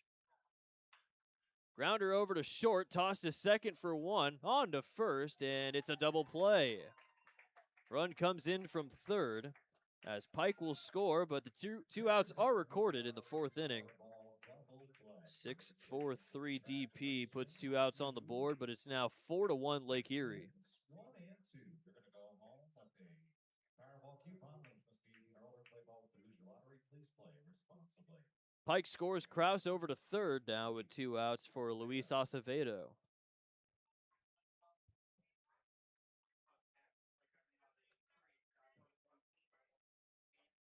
Four runs now, all of them earned to Williman. First pitch to Acevedo is popped up into foul ground. Running after it is Logan Brown, and he will make the catch for out number 3. Lake Erie takes the lead. They score 4 runs in the top of the 4th inning. They lead it 4-1 as we'll head to the bottom half of the 4th on the Otters Digital Network.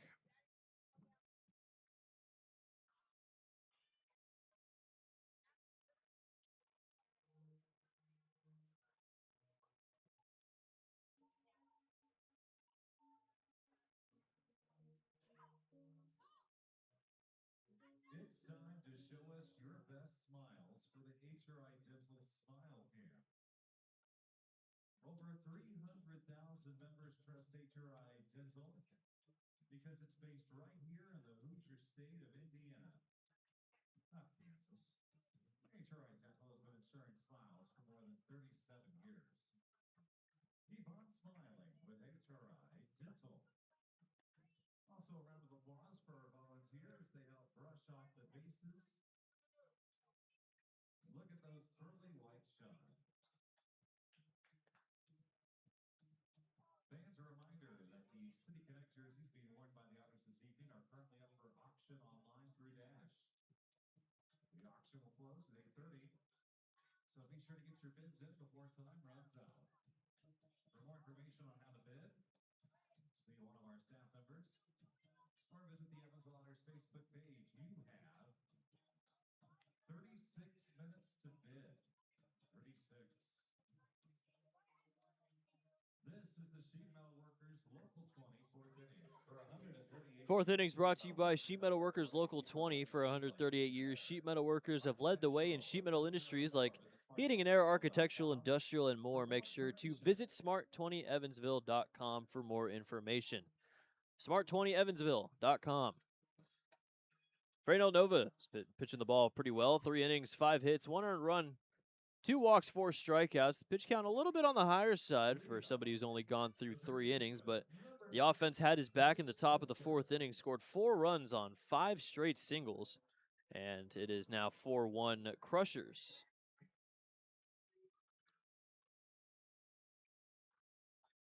We're waiting on a catcher still as Tobias is now back at the plate. Quitzerlin, Scott Dirksen, bottom 3 leading off in the bottom of the 4th inning. Quitzer hit a double, brought in a run, is the only run that the Otters have scored so far today. First pitch from Nova is called a strike.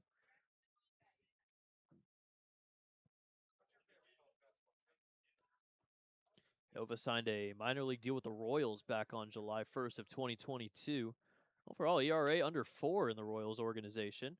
Grounder to first, backs up Kraus. He'll tag the bag, though, and that's out number 1. Nova started his career with the Dominican Summer League in 2022. Got there in 2023. 2024, he was with the ACL Royals, the American or the Arizona Complex League. And spent time in the single A Columbia Fireflies with the Royals organization. In 2025, played the whole season there. So that one's low for ball one. Sam Linscott has a strikeout looking, the third of 3 strikeouts.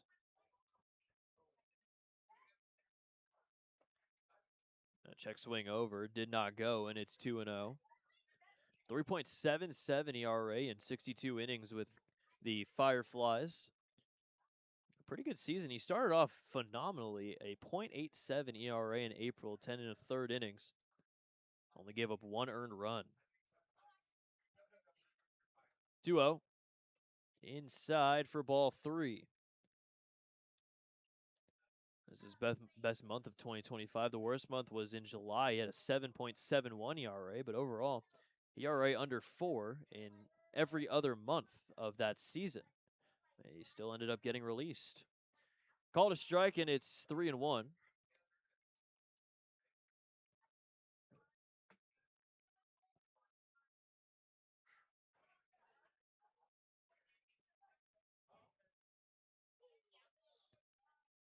Otters finding themselves down 3 now here in the bottom of the 4th inning. 3-1 is going to miss for ball 4. Third walk issued by Nova today.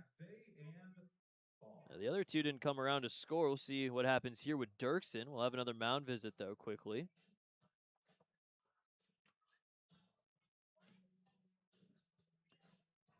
Hasn't been too long since we last looked at the out-of-town scoreboard, but Mississippi scored 4 in the 5th inning. They're now leading Washington 5-2. Joliet still up 7-2 on Windy City. Schaumburg is beating Florence now 3-1 in the bottom of the 8th inning. That game's definitely going to end before our game. Apparently Nova might be injured here as the trainer comes out.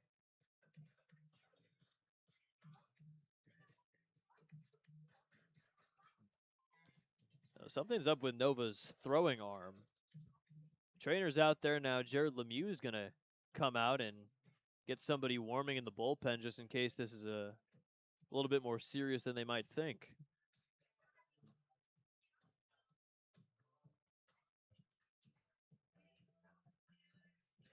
Nothing really seemed too out of place on that last pitch he threw.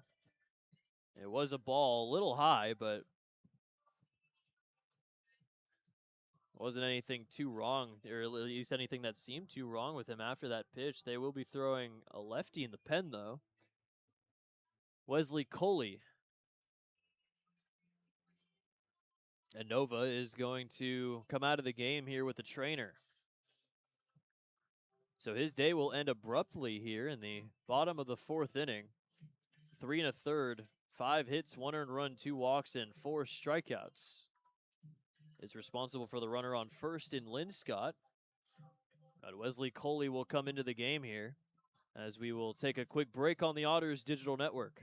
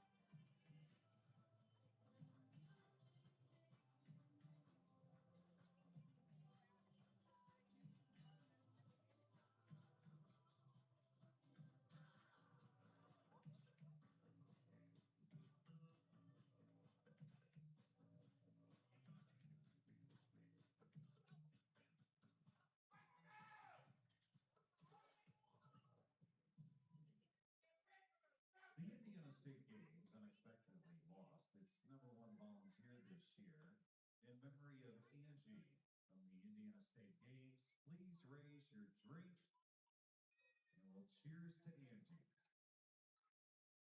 Our thoughts with the Indiana State Games and the loss beer this year. Memory of Angie, raise your drink as we do a cheers. Cheers to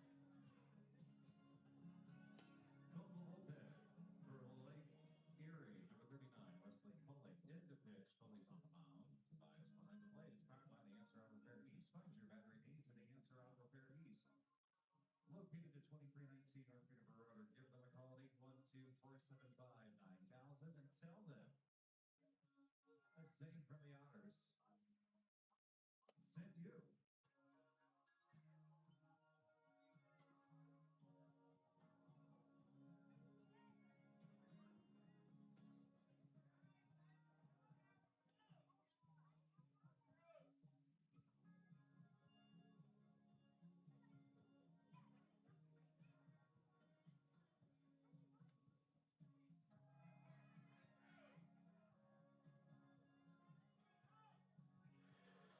Oh, you got to feel for Freynell Nova.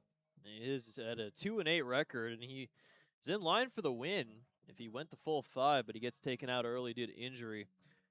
It's been a little rough for him this season. It's been a rough go at it. But show goes on. Wesley Coley is into the game. First time facing off against the Otters this season. This is his first professional year. Signed with the Crushers on June 30th. He has a 4.55 ERA in 29 2/3 innings, 19 walks compared to 25 strikeouts. And he'll be facing off against Dre Dirksen and Barthol and Salvaggio. He's thrown a lot of warm-up pitches, but you know when you're coming in cold, you get pretty much as much time as you need.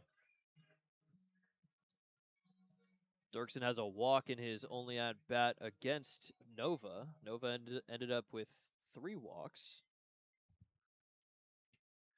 It comes out prematurely.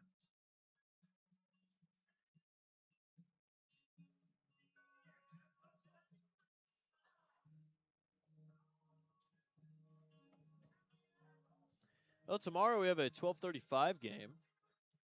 At 12:35 between the Otters and the Crushers. It's one of the earlier games of tomorrow's festivities. Off day tomorrow, or on Monday before Tuesday. First game against Washington at Washington for the second time in, 2 weeks? Warm-up pitch is finally done, and now it's Dre Dirksen.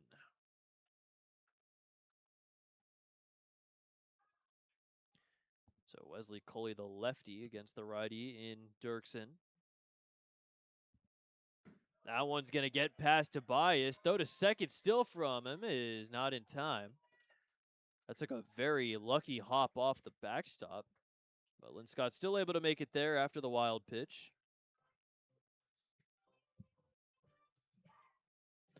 A runner in scoring position with 1 out now for Dirksen. Coley, 19 walks, 25 strikeouts, whip out almost a 1. He's given up 39 hits in 29 2/3 innings.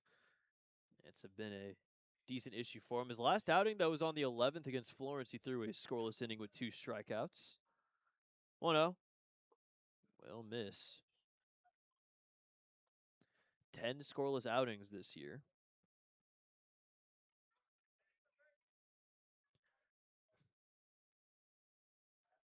Had 4 straight between June 21st and July 5th. Swing and a miss, and it's 2-1. He's given up 6 homers. 3 of them were in his first game of his pro career. Also, one of his 2 losses. Through 4 innings, gave up 4 earned, 3 homers, but also struck out 8 which is a season high by a very wide margin. Doesn't have a game with more than 3 other than that. That one's going to get past Tobias as well, and Linscott will take third base. I think that one will be called a pass ball. I'll have to take a look and see, but we've seen a lot of interesting pitches so far from Lake Erie, and it's brought a runner to third here with 1 out. Makes the count at 3-1. As Coley kicks and fires. That is ball 4. That's a Deerhead Sidewalk Cafe and Bar. Walks brought to you by Deerhead Sidewalk Cafe and Bar. That'll bring up Blake Barthol at the top of the order. His second at-bat of the day. He struck out swinging against Nova, but is now facing a lefty-lefty. The Edward Jones, leadoff batter, designated hitter, number 8, Blake Barthol. Fourth walk issued by Lake Erie pitching, second to Dirksen. First pitch to Barthol from Coley. Just misses outside. Most walks in a game from Coley is 4. That was in 3 innings on June 14th against Tri-City. Did walk 3 in an inning and 2/3, though, on July 7th against Sussex. A little low, and it's 2-0. He has multiple walks in 6 games. None since the 5th against Mississippi.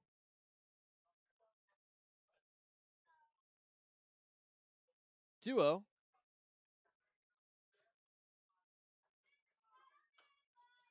Fouled over to the first base side near the Otters bullpen.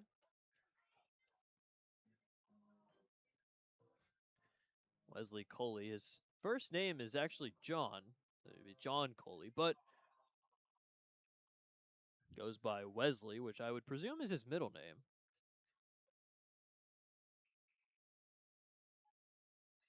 Two-one. Fouled back, and it's 2-2. Coley was with the New York Boulders for a little bit, but ended up going to Lake Erie.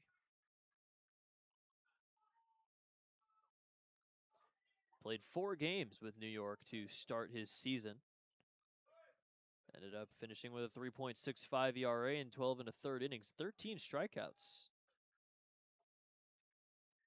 2-2. That is called strike 3, and Blake Barthol goes down looking. Strikeout number 1 for Coley, number 4 for Lake Erie pitching, and that's out number 2.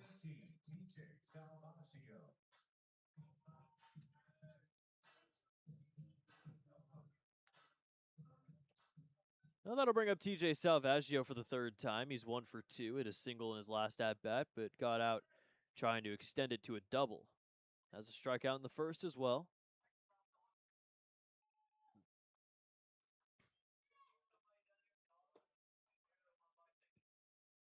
First pitch a little low. Coley spent this season collegiately with the University of the Cumberlands in Kentucky. Williamsburg, Kentucky, just north of the Kentucky-Tennessee border. He had a 4.19 ERA in 77 1/3 innings.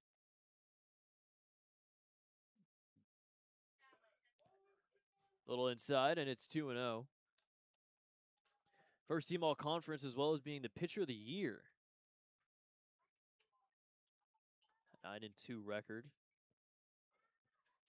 Held opponents to a .246 batting average in the Mid-South Conference. Little low, and it's ball 3. Walk loads the bases for Logan Brown.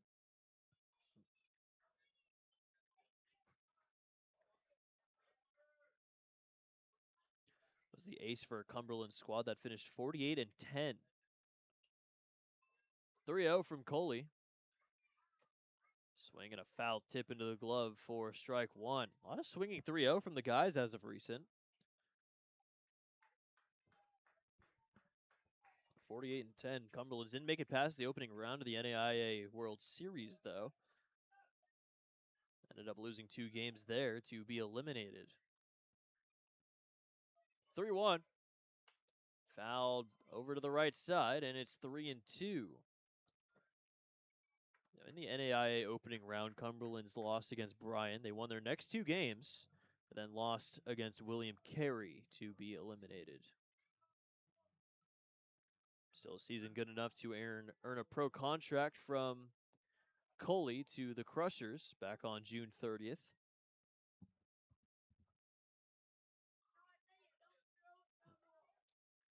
Payoff here from Coley. Runner will go at first. There's a base hit into right field. Coming in to score is Lynn Scott. Throw to third is not in time.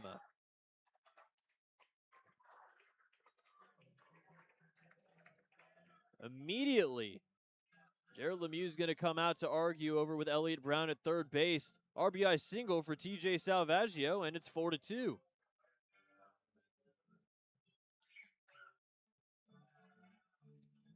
Take a look at the replay here. Not too much arguing over there. Just a few words. Take a look. Oh, he couldn't catch it on the replay. Either way, 4-2. TJ Salvaggio brings in Lynn Scott from third. Now Dirksen is at third. Otters looking for a comeback here. Now only down 2. First pitch from Coley to Logan Brown. Runner goes. Called a strike, though, to second base. Not in time. And TJ Salvaggio stays perfect. 18 for 18 on stolen bases.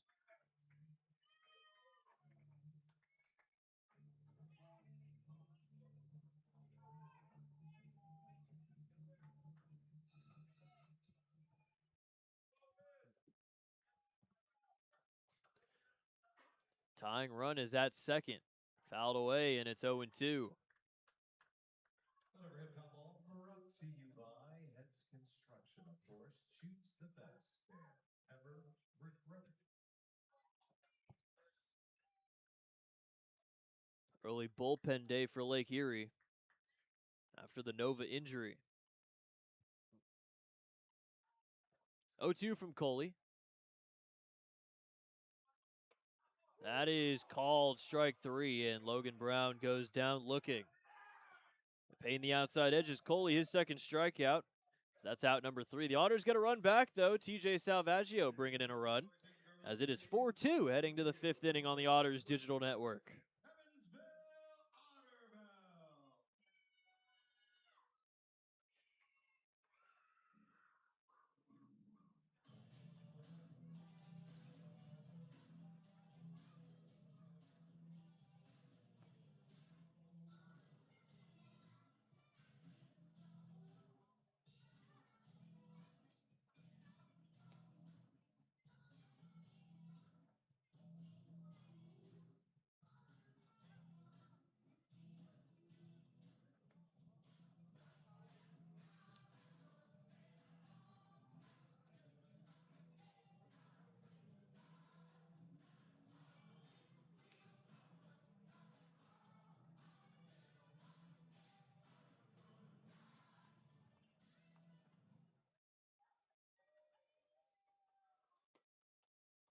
Evansville Otterville. Ladies and gentlemen, the Otterville Trio. Don't miss your chance to win 2 tickets to see Thomas Rhett at Ford Center on Thursday. Visit the spin wheel table in the outer concourse to enter. 1 lucky fan will be selected in the middle of the 6th inning. We say good luck. Skip the locker link from the comfort of your own home with self-service options of Heritage proud partner of Evansville Otters baseball. It is the 5th inning. Landon Williman is back out there. He's given up the 4 earned, but the Otters are slowly but surely coming back. It is 4-2. Top of the order will lead off against Williman in the 5th inning. Archer, Redfield, and Jaron Williams. The Evansville Otters have a great fall campaign. Top of the order to you for the Lake Nathan Archer has been bested by his former college teammate twice. 2 strikeouts. He's 0 for 2 in the leadoff spot.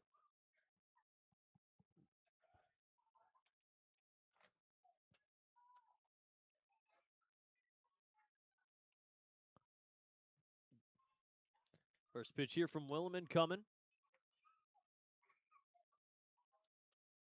He kicks in, fires. Curveball is called a strike. Season high in strikeouts for Williman is 6, and he has done that 4 times. He can't seem to eclipse the 6 mark, but has done it 4 separate times, including on the 28th of July against New York, 22nd against Mississippi, and then in back-to-back games on May 15th against Florence and May 21st against Gateway. Already 0-2, though, against Archer. They're going to strike him out for a 3rd time.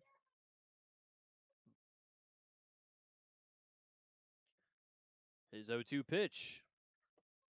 That is just low. So Nova does finish with the 3 1/3 innings, 5 hits, 2 earned runs, 3 walks, 4 strikeouts. As the runner that he walked ended up coming around to score in Linscott. 1-2.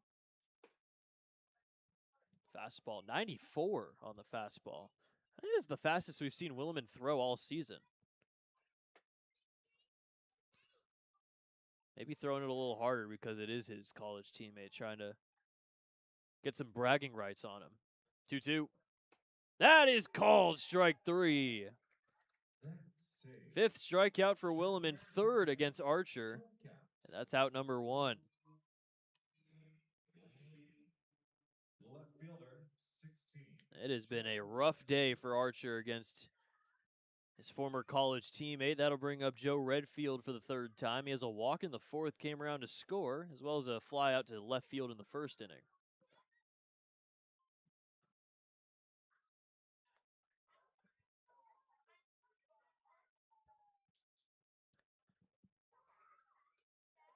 Redfield ended up stealing second base. It was his 36th stolen base of the season. But taking a look at the stolen base leaderboards, he is number 5 right now. Little outside, and it's 2-0. Redfield 35 is 5th. The first guy is Austin White for Brockton. He has 54. Then Tyler Schoenfeld, who we'll see next weekend. 2-0 will miss for ball 3. After that is Chavez Young, who has 45. Then Ian Battipaglia for Joliet, who has 39. John Ponder is 8th with 30, tied with Taylor Wright from Ottawa.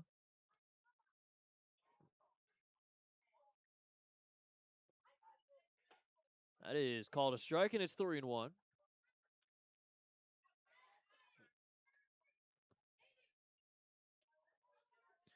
Dre Dirksen has the 2nd highest caught stealing percentage on the defensive side. High fly ball into right field. Going back on it is Robertson, and that one is gone. Joe Redfield hits his 3rd homer of the year. He's hit 2 of his 3 homers this season against the Otters. And Lake Erie's back up 3. It's 5-2.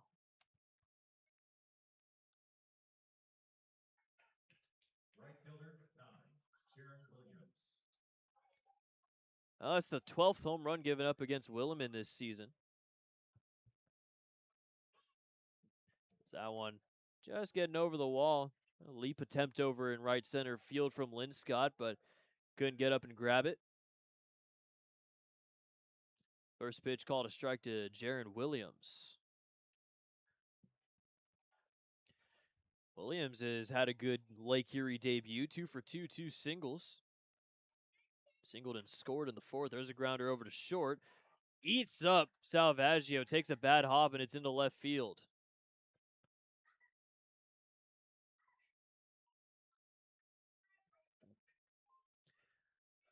That's one of those where you can't really blame Salvaggio. That one moved up at the very last minute. He will be called for the error on that one, though, unfortunately, as Williams will reach for the 3rd time in 3 at-bats. Max Peterson will come out. That might do it for Williman today.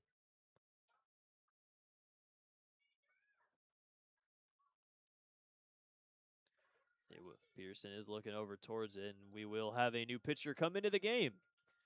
Williman's day is done. David Eckes is next. First guy out of the bullpen for Evansville in Game 2, with the Otters now down 5-2 after the Redfield home run. We'll be right back on the Otters Digital Network.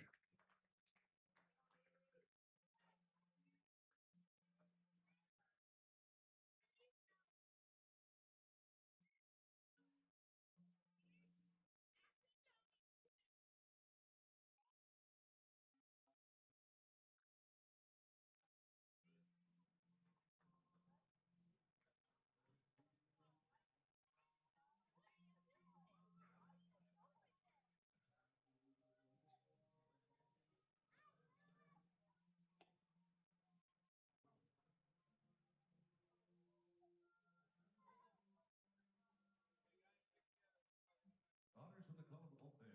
20, David Eckes in to pitch. Eckes is on. Dirksen behind the plate. It's powered by the Answer Auto Repair East. Find your battery needs at the Answer Auto Repair East. 2319 Road 812-475-9000. Tell them. Same from the Otters. Same you.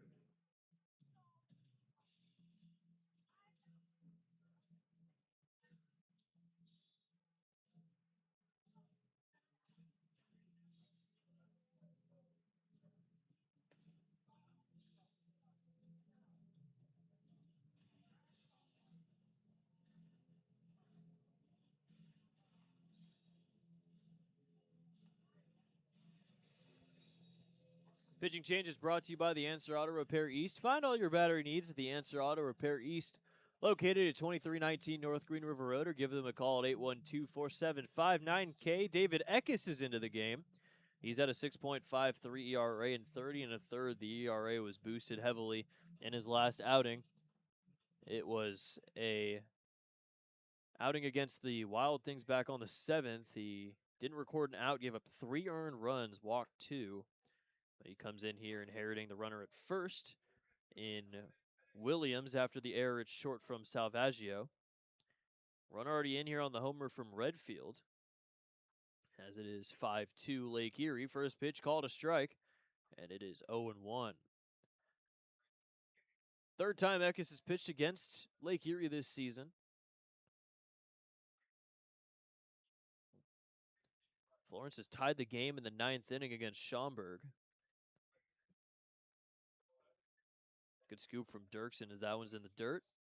And it's 1-1 to Paven Parks, who is 1 for 1 at an RBI single in the 4th inning, walked in the 2nd, has reached twice.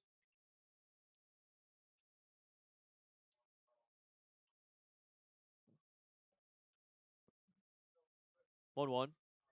Called a strike on the slider, and it's 1-2.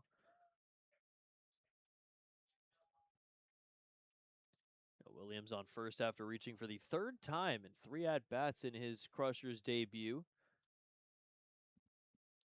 4 runs in the 4th, 1 in the 5th for Lake Erie. They're up 5-2, 5 runs on 7 hits, no errors. 1-2 from Eckes is a little outside.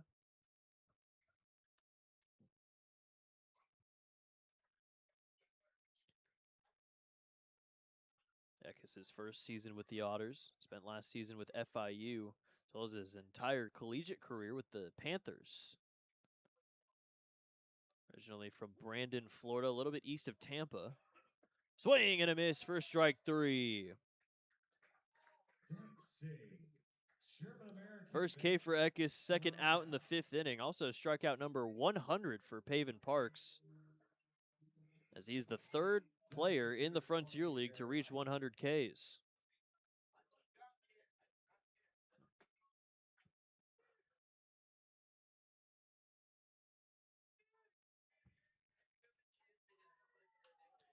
Fouled back on the first pitch.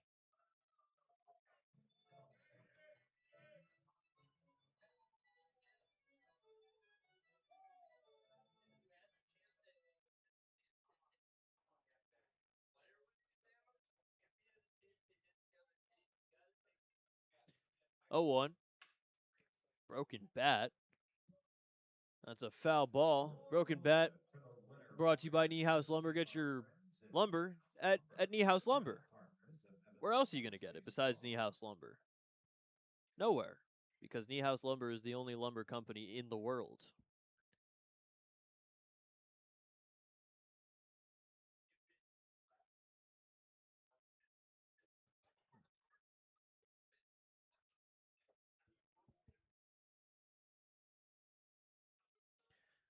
Getting his new piece of lumber. Hopefully brought to you by Niehaus Lumber. Get your lumber at Niehaus Lumber. Garrett Pike is 1 for 2. He has a RBI single in the 4th inning. Came around to score. He has a flyout to Quitzer at 3rd in the 2nd inning. Popped up into foul ground yet again. Quitzer running after it. So is Dirksen. Quitzer makes the running grab for out number 3. So Eckes comes in and gets the only 2 batters he sees out on the strikeout and the flyout into foul ground. Nice grab there from Quitzer. Another run, though, comes in for Lake Erie. We'll head to the bottom of the 5th inning, halfway home, 5-2 Lake Erie on the Otters Digital Network.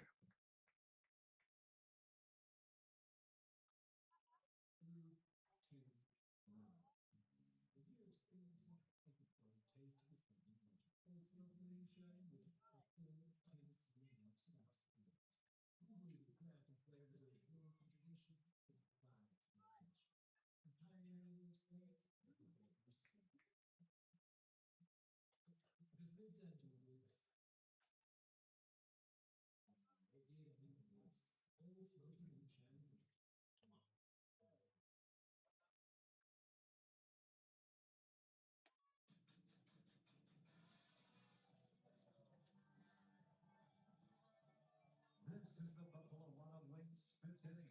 Bottomless apps are now here. Dine and only. Either Evansville location. 5405 Grill Drive or 715 North River Road for details.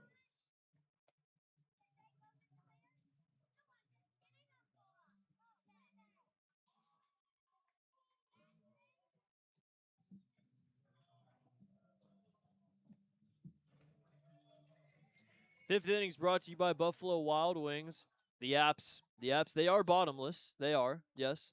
Dine and only. Visit either Evansville locations, 5405 Pearl Drive or 715 North Green River Road for details. Well, Wesley Coley back out there for another inning. He did give up the run. Salvaggio base hit brought in Lynn Scott. The run wasn't earned to him, but he did technically give it up, allowed the runner to score. Leading off for the Evansville Otters, second baseman number 2, Marcos Gonzalez. Gonzalez, Robertson, Castillo leading off against the lefty. There's somebody warming up in the bullpen for Lake Erie, so not too sure how long Coley's going to go here. He might just go until he faces the lefty in Robertson. But Adam Brower is in the bullpen warming. Gonzalez is 1 for 2, has a single and a flyout to first base. First pitch misses low.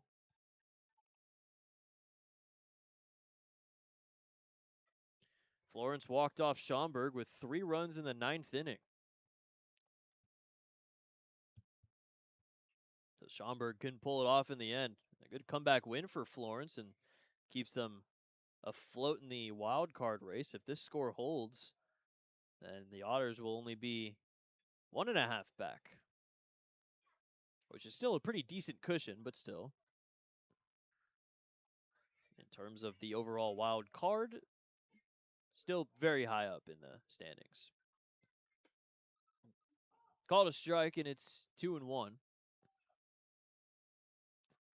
Gonzalez has a hit now in 21 of 27 games since the All-Star break. Swing and a miss, and it's 2-2.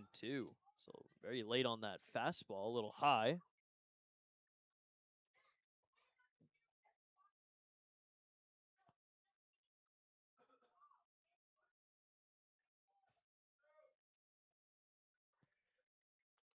Coley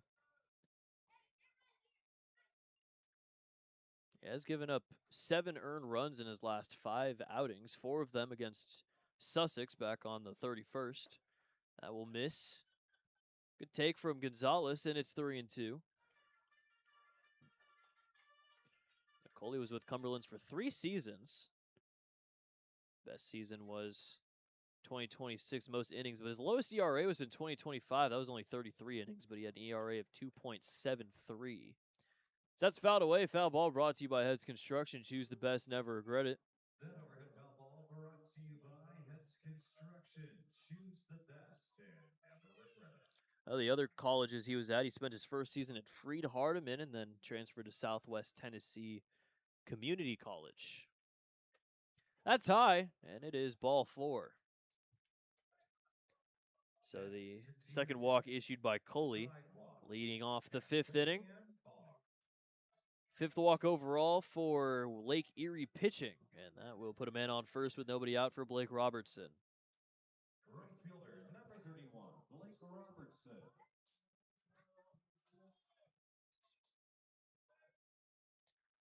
Robertson, 1 for 1, has reached twice. He has a single and a walk. First pitch called a strike. Coley, ERA over 6 with both Freed-Hardeman in 2022 and Southwest Tennessee Community College in 2023.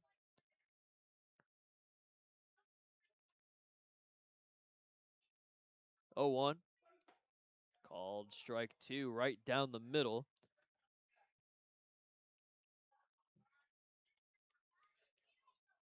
Couple of summer collegiate seasons for Coley in the Prospect League. Was with the Champion City Kings in 2024 last season. He's with the Lafayette Aviators, but 2026 didn't play for anybody, just immediately got that contract from Lake Erie. 0-2. Swing and a miss, 3 pitches. And Robertson goes down swinging, 3rd strikeout for Coley, and that's out number 1. Left fielder, number 6, LG Castillo. 5-2 here in the bottom of the 5th inning. Otters have 2 runs, 6 hits, 1 error. On the other side, 5 runs, 7 hits, no errors for the Crushers.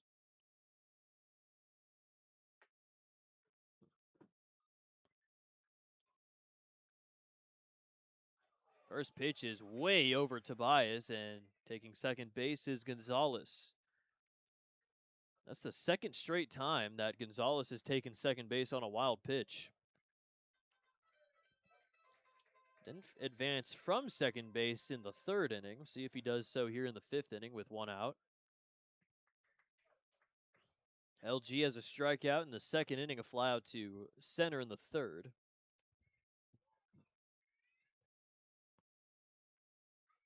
1-0 pitch. Fouled off the mask of Tobias. Alex Lowry, home plate umpire, checking to see if he's okay. If you notice, Alex Lowry has a little bit of an interesting strike 3 call. He like hops back and then calls the strike 3. It's a very interesting one.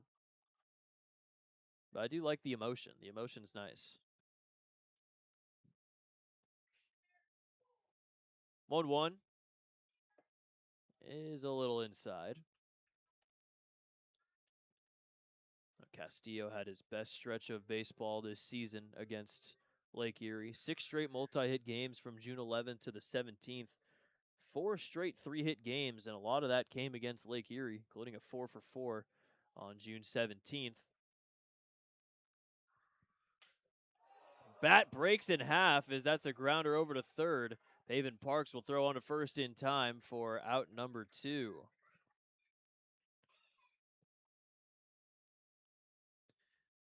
This one snapped straight in half.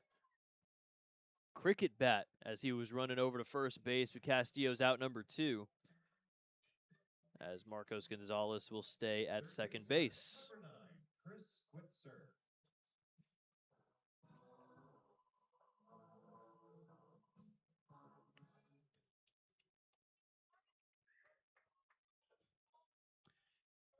See if Chris Quitzer can drive in another run here. He has the only, or one of the 2 RBIs today. Another one to Salvaggio, but he drove in the 1st run. The double brought in Robertson from 2nd base. First pitch called a strike. A lefty here with 2 righties coming up. This 3rd out is recorded. Might put in the righty and Brower, who's still warming in the bullpen.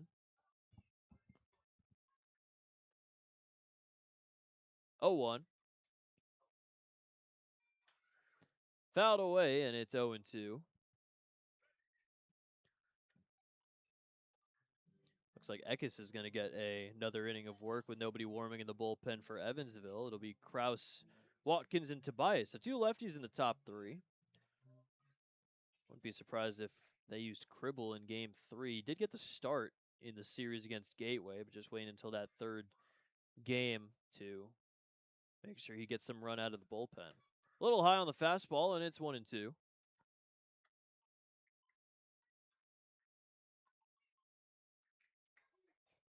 Williman's day finished with 4 1/3 innings, 7 hits, 5 earned runs, 2 walks, 5 strikeouts. He is the pitcher of record. If this score holds, he would fall to 3-6. 1-2. Swing and a miss for strike 3. And that is 4 strikeouts for Coley. Out number 3 in the bottom of the 5th inning. We'll head to the 6th inning. 5-2 Crushers still lead it on the Otters digital network. Otter fans, it's time for the Hoosier Lottery's jackpot toss. Otter staff will release Hoosier Lottery beats balls in the crowd when the music starts. Pass the ball through the crowd. When the music stops, everyone 18 and older holding a ball will win the $30 Hoosier Lottery prize pack. Are you ready? Get set. Go.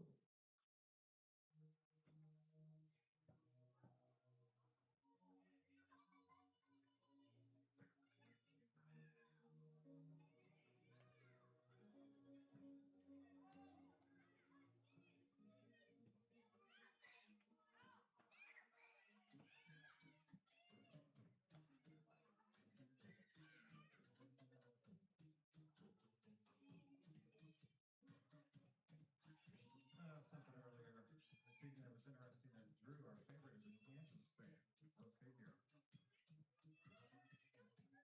And stop. Congratulations from the Hoosier Lottery and the Evansville Otters. Honor staff will tell you how to claim your prize. Must be 18 or older to play and win. Please play responsibly and make sure you stop by your local Hoosier Lottery retailer to pick up your Powerball ticket for tonight's drawing. Powerball estimated at 20. Top of the 6th inning here in Evansville. Lake Erie has a 5-2 lead as David Eckes is back out there for another inning of work. Let's take a look a little bit closer at the stats. 16 walks, 35 strikeouts, a very good ratio there. Whip it at 1.52. He does give up a decent amount of hits, though, which has been a little bit of the issue. 30 hits, also 6 home runs. He's not given up an earned run, though, against Lake Erie yet. 2 scoreless outings before this. One on June 10th with 2 strikeouts and one on June 17th with 2 strikeouts. Overall, 19 scoreless outings on the year for Eckes. It'll be Kraus, then it'll be Watkins and Tobias. First baseman, 19, Chayton Kraus.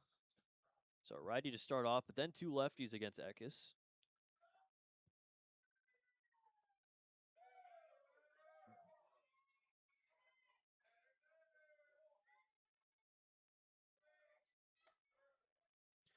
First pitch called a strike to Kraus.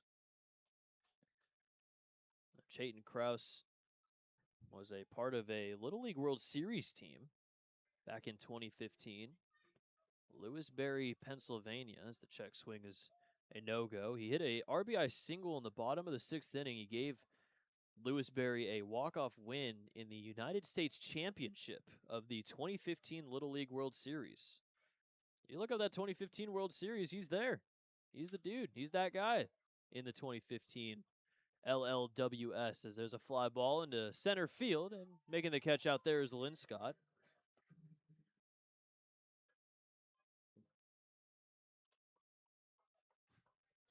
Shortstop, 5, Jared Watkins.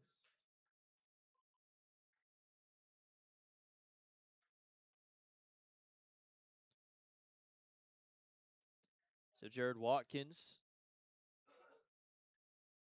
first pitch to him is in the dirt. Might have caught a piece of Dre Dirksen. Watkins has a single in the 4th, was a part of a 6-4-3 double play. Struck out looking in the 2nd inning. Both of those were against Williman. Tomorrow's 12:35 game, it's Colby Morse pitching yet again against Edwin Sanchez. Sanchez, the only all-star for Lake Erie.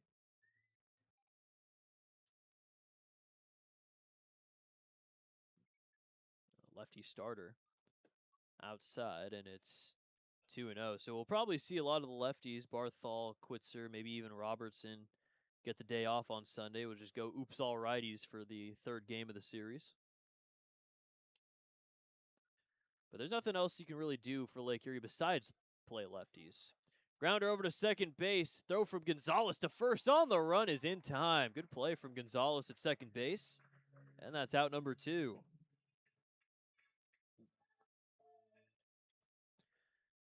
You can see Logan Brown thinks about it, heads back over to first. Gonzalez has it over near the foul line as he makes the throw in time for out number 2, and that'll bring up Jacob Tobias.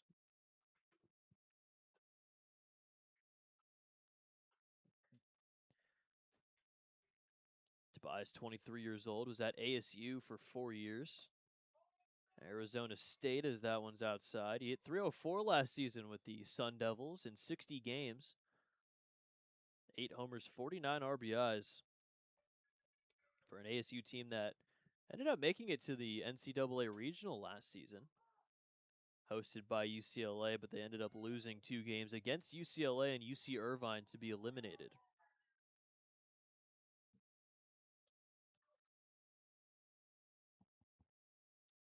That ASU team was mostly there by their home record, 26-9 at home, but on the road, 9-12.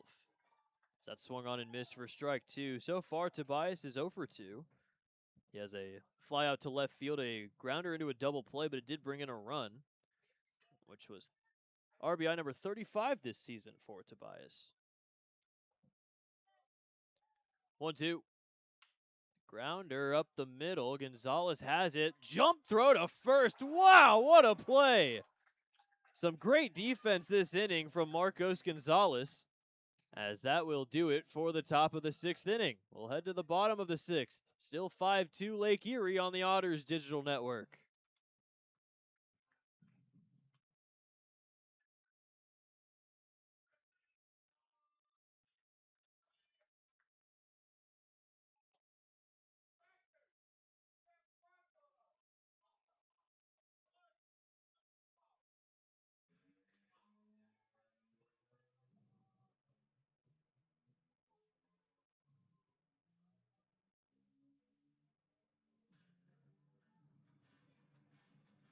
All right, ladies and gentlemen, it's time to announce the winner of the Thomas Rhett ticket giveaway. And just for full disclosure, I picked the lucky winner. And so if I say your name, you are legally obligated to invite me to join you at Ford Center on Thursday night for the concert. Just kidding. That could be an option. Regardless, our winner is Matt Houchins. Matt Houchins. Hopefully I said your last name correctly. You're our lucky winner of the Thomas Rhett ticket giveaway. Good news for you. You don't have to pick me up. I already live downtown. So I will see you at Ford Center on Thursday. Your tickets will be at the Ford Center Will Call on Thursday nights. New pitcher into the game is Adam Brower. Brower, 23 years old. He's from Tinley Park, Illinois, which is actually just east of Joliet, where the Slammers are housed.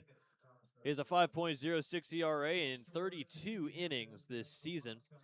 He's walked 9, struck out 24, but the hits have been the issue, 43 of them. This is the 3rd time he's pitching against the Otters this season.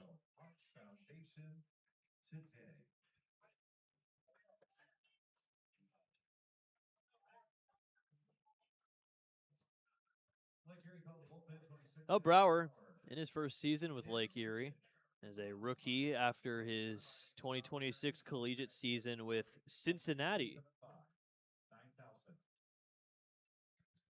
So he was he lives near Joliet. He went to school near Florence, but still he got signed by Lake Erie. It's a little bit of an interesting trek for him, but he is here, and he is Facing off against Linscott, Dirksen, and Barthol. 8-9-1 to start the bottom of the 6th inning. First pitch from Brower. Swing and a miss. Brower this season with Cincinnati had a 5.57 ERA in 51 2/3 innings. Only gave up 3 of his 32 earned runs in his last 11 appearances of the season.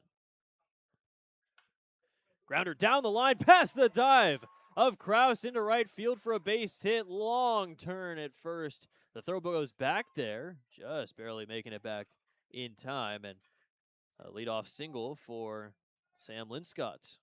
The catcher, number 21, Dre Dirksen. Linscott was definitely thinking about going 2 there, but ends up just barely getting back to first after a quick throw in right field from Williams.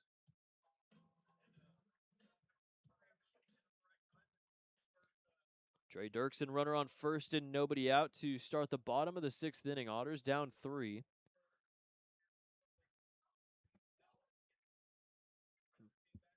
First pitch from Brower is called a strike. It's been straight fastball so far for Brower. June 16th against the Otters, he threw an inning and a third scoreless. Next day on the 17th, he threw an inning and a third, but gave up 7 hits and 2 earned runs. Check swing over, did go around, and it's 0-2. Dirksen has 2 walks today. Has not yet recorded an at-bat.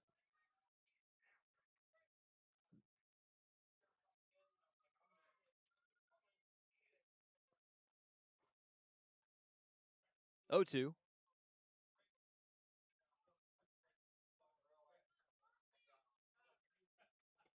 That's going to get past Tobias, and Linscott will take second base. A lot of wild pitches in this game. What is that, number 6? I think that's number 6. Tobias is really going through the works right now. 1-2 now from Brower to Dirksen. A little bit low. Only 9 walks for Brower, 24 strikeouts. Dirksen already has 2 walks today. The Lake Erie Crushers have walked 5 so far today, but they've also struck out 8. 4 from Nova and now 4 from Coley. 2-2 from Brower. A little outside for ball 3. That was 93 that time on the fastball. 0-2 to 3-2 for Linscott. Another long at bat for him. He just keeps on doing it.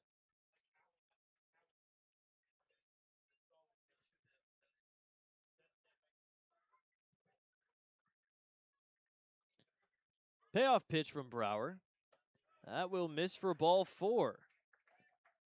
So Dirksen will walk for the 3rd time today. Third walk, of course, brought to you by Deerhead Sidewalk Cafe and Bar. So Dirksen in 3 at-bats ties the season high for walks in a game by an Otter. It's happened a good amount of times, but it last happened with Dennis Pierce on June 28th.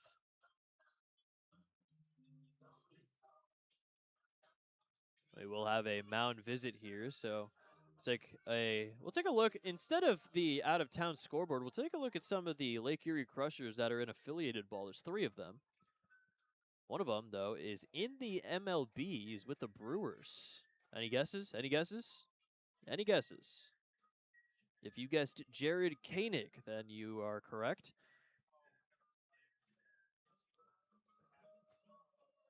If you guessed anybody else, you're wrong. You're absolutely wrong, and you should feel sorry for yourself. No, I'm joking. I'm joking. But either way, Jared Koenig still on the Brewers. They have a guy in AAA with the Louisville Bats, Trevor Kunkel. Got promoted there to start 2026. And then Nathan Shin, who we were going to face back in June. He's supposed to be the last pitcher the Otters faced off against in one of the series at Forefront Field, but he got his contract purchased. He's currently sitting in Single A with the Palm Beach Cardinals. The only contract purchased by Lake Erie this season.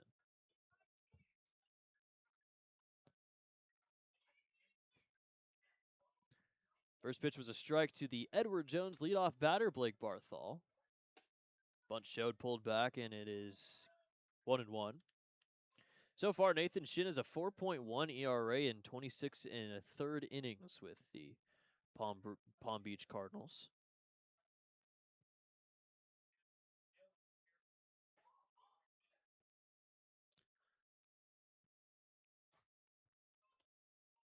One bunt drop down the third base line. It's a good one. Paven Parks throw to first is in time. But still a perfectly placed bunt for Blake Barthol. Advances the runners to second and third. The shortstop, number 19, TJ Salamacia. Talking a little bit more about Nathan Shin. He finished his season with Lake Erie 3.14 ERA, 28 2/3. He was coming off of a start where he struck out 10, earned the win against Trois Riviere on June 4th, and then he got his contract purchased. Salvaggio already has an RBI today. He already has 2 hits as well. 2 for 3, 2 singles, and a strikeout. Chance to put some more runs on the board here for Evansville. Make it a little closer as the first pitch is called a strike. He extended his team-leading RBI total in his last at-bat. It's up to 58. Also has a hit now in his last 7 games. Fouled back to the netting, and it's 0-2.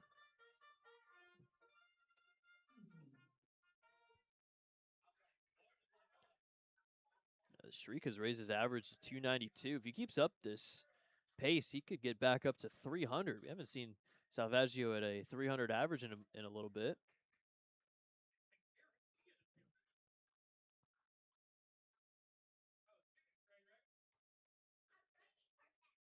Oh, 2 from Brower.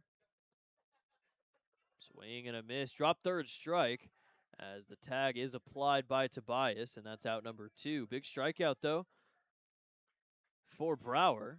2 outs now, still 2 on in scoring position. Number 28, Logan Brown. See what Logan Brown can do with 2 outs and 2 on. It is Lynn Scott at third, Dirksen at second. Logan Brown doesn't have a hit yet. Today's 0 for 3. Pop out to third base, a grounder to first, and a strikeout looking.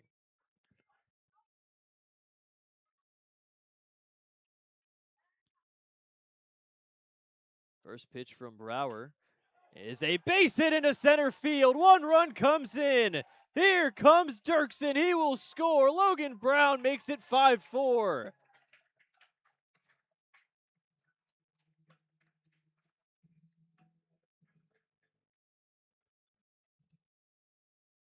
More 2-out hitting for the Otts, and it is a 1-run game here in the bottom of the 6th inning. Second baseman, number 2, Marcos Gonzalez.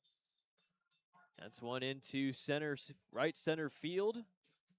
Lynn Scott and Dirksen both come home. Logan Brown ups his 2-out RBI total. It was already in the 20s, and now it is at 23. Now he represents the tying run at first base for Marcos Gonzalez. First pitch, high fastball, called ball 1. 50 RBIs on the year now for Logan Brown after the 2-run single.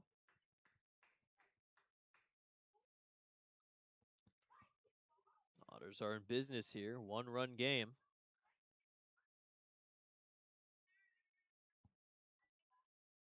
1-0 from Brower. Fastball misses outside. Washington's looking like they're going to lose. It's 10-2 Mississippi. Windy City's looking like they're going to lose. It's 11-4 Joliet.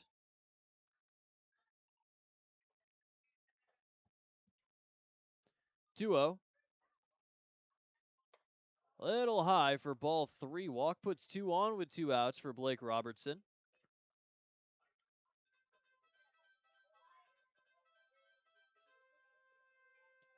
Brower's given up 2 earned runs already.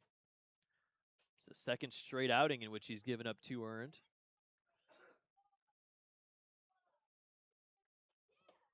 Swing and a miss at 3-0.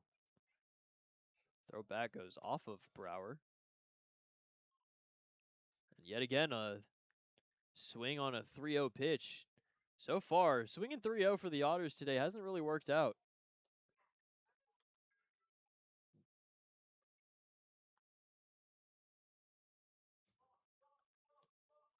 Three-one here from Brower. There is a grounder, diving stoppage, short throw to second is in time. Logan Brown is not happy. Andy McCauley is not happy. Nobody in this building is happy with that call. Take a look at the replay here. He was safe.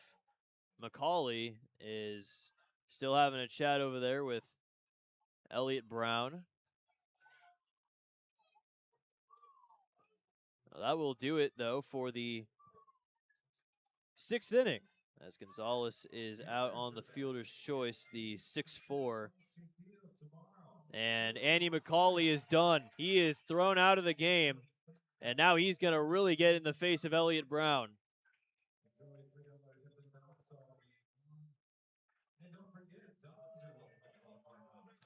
He's throwing Elliott Brown out of the game.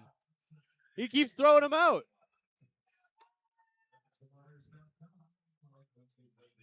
Elliott Brown just walking away from him. Not able to really face the heat of McCauley. McCauley threw him out 3 times. Still yelling, this time to Alex Lowry, who's the crew chief here.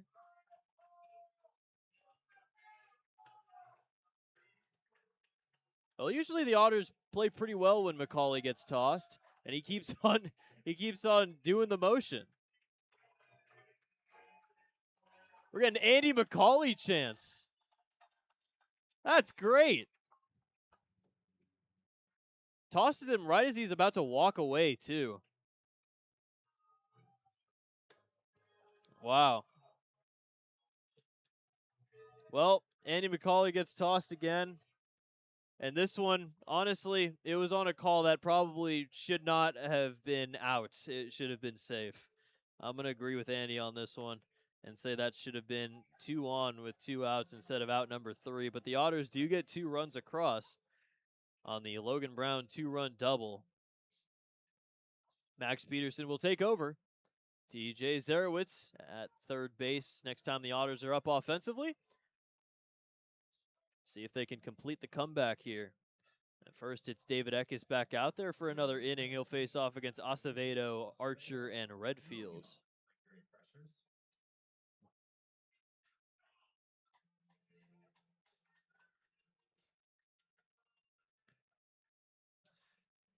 Another chaotic day.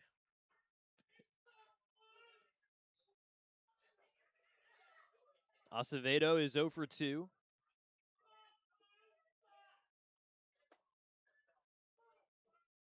First pitch called a strike.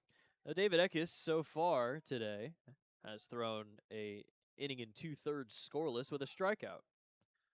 He's been doing good out of the pen. Has allowed the Otters to come back in this one and make it a 1-run ball game.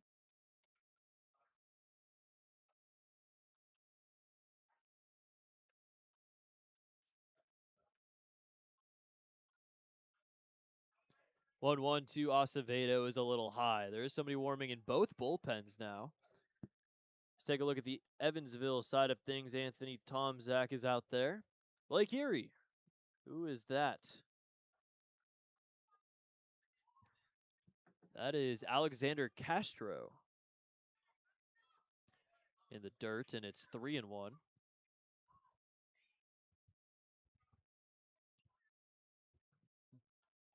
In terms of Andy McCauley ejections, that was one of the more electric ones we've seen.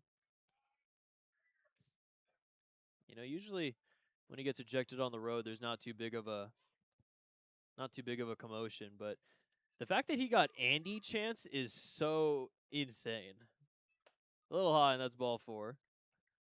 Haven't heard that at all this season.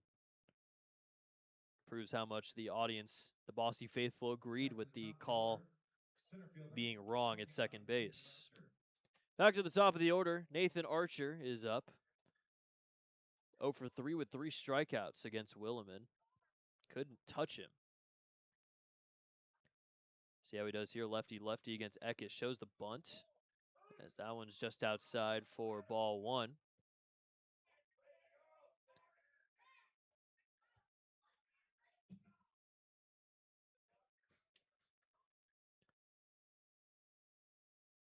Oh no. Bunt is pulled back yet again, as that one's high for ball 2. Eckes struggling a little bit with the location here to start off the 7th inning.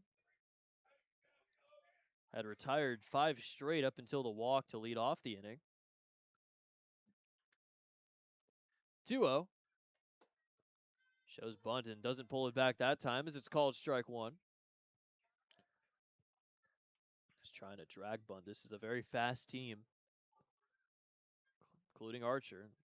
Doesn't really help with the fact that there's a lot of lefties. It's just a lot of lefties.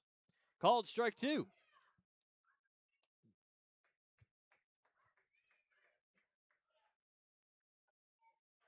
Now, 3 of the 5 strikeouts from Williman went to Archer. See if he can pick up a sombrero. Runner goes. So that's fouled away. A very great jump on that one from Acevedo, but he's going to have to head back to first. He was halfway to second base when Eckes was starting his windup.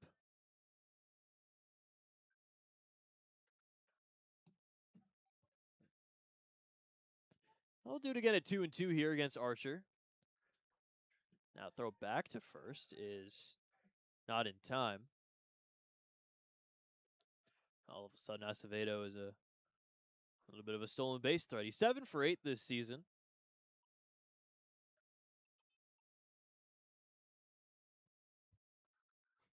2-2, runner goes again. Called a ball, throw to second base on a hop is bobbled at short by Salvaggio. Gets away, but backed up by Marcos Gonzalez. Acevedo takes his 8th stolen base of the year, and he's into scoring position with nobody out. Another good throw from Dirksen. Eats up Salvaggio a little bit at short. Acevedo into second base. Time called. There's a ball on the field in left. Walk puts 2 on with nobody out for the righty in Jaron Williams. Could also maybe be the day for Eckes. Put in the righty in Tomczak to face Jaron Williams, even with the 2 lefties in Parks and Pike behind him.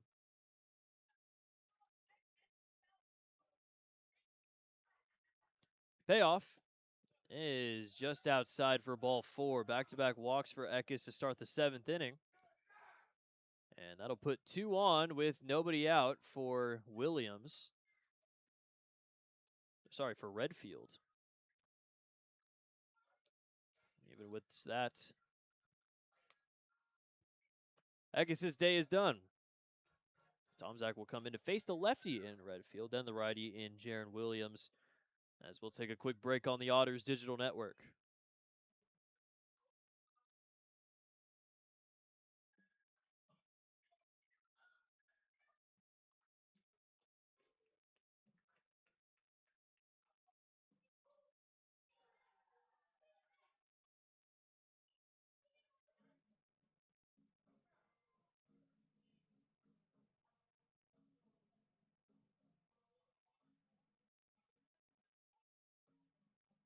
Otters with the call to hold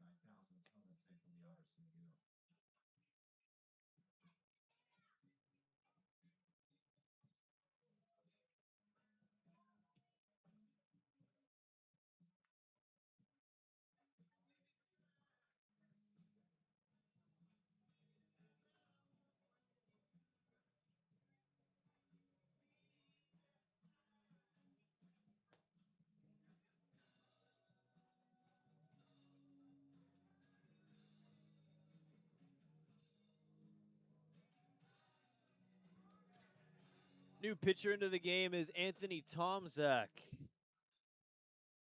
He pitched in Game 2 of the doubleheader against Gateway back on Thursday. That was his last outing. Inning, 3 hits, 2 earned runs, 2 walks, and a homer. He has a 5.21 ERA in 19 innings. He's walked 12, struck out 27. Sitting at an 0-1 record. The loss was on July 22nd against Mississippi. Bunt is showed, dropped down right in front of Tomczak. His throw over to first is in time for out number 1. And a sac bunt for Redfield advances both runners to second and third. Right fielder, 9, Jaron Williams. So Redfield does his job, advances the runners. Now it is Acevedo at third with Archer at second, 1 out for Jaron Williams.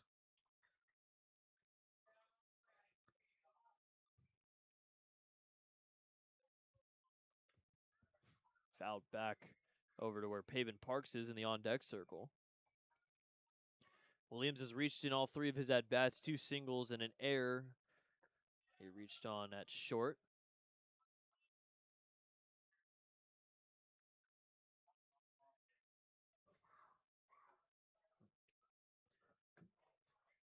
Oh, 1. Grounder back to Tomczak. He'll look back the runner. Throw to first is in time. Acevedo will stay there. And that's a big out number 2 for Tomczak.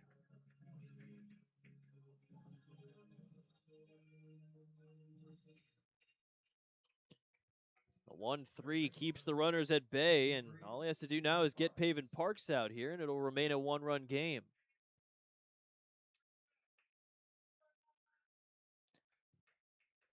Parks got strikeout number 100 on the season in his last at-bat. Otherwise, he has an RBI single in the 4th, came around to score there, and a walk in the 2nd inning.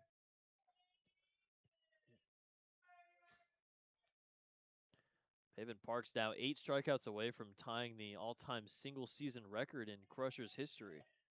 Swing and a miss, and it's 0-1. He's also 8 walks away from tying the 4th all-time in a single season. Also 5 RBIs away from the same milestone.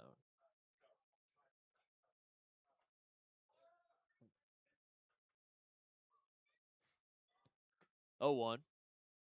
Tomczak will step off.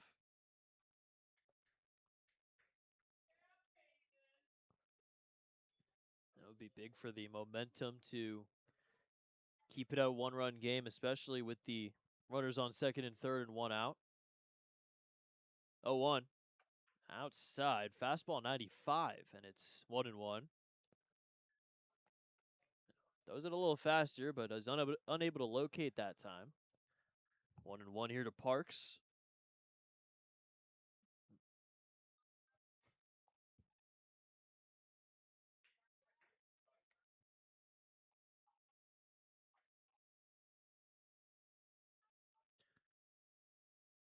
Tomczak, this is the first time he's faced off against Lake Erie. That one's high for ball 2. Signed on June 26th after the Otters had already played Lake Erie twice at Forefront Field.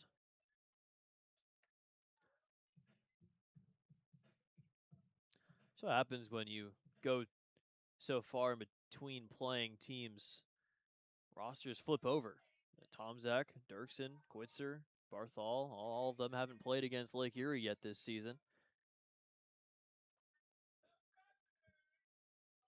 2-1. Foul tip into the glove, and it's 2-2. Now, Tomczak lowers the velocity and locates well, gets Parks to swing and miss, and it's 2-2.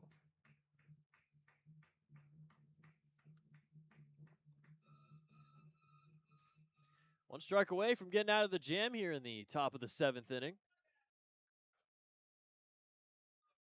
2-2. He got him swinging. 95 high cheese gets Pavin swinging and missing. As he gets out of the jam, his first K is out number 3. Time to stretch at Bossy Field. Still 5-4 Lake Erie on the Otters digital network.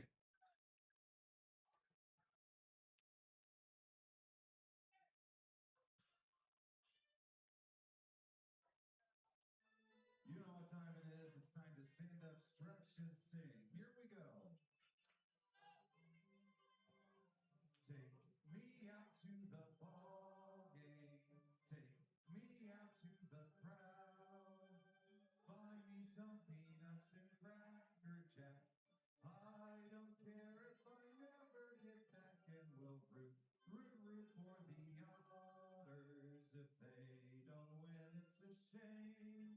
For it's 1, 2, 3 strikes, you're out at the old ball game. Nicely done. Let's get some runs.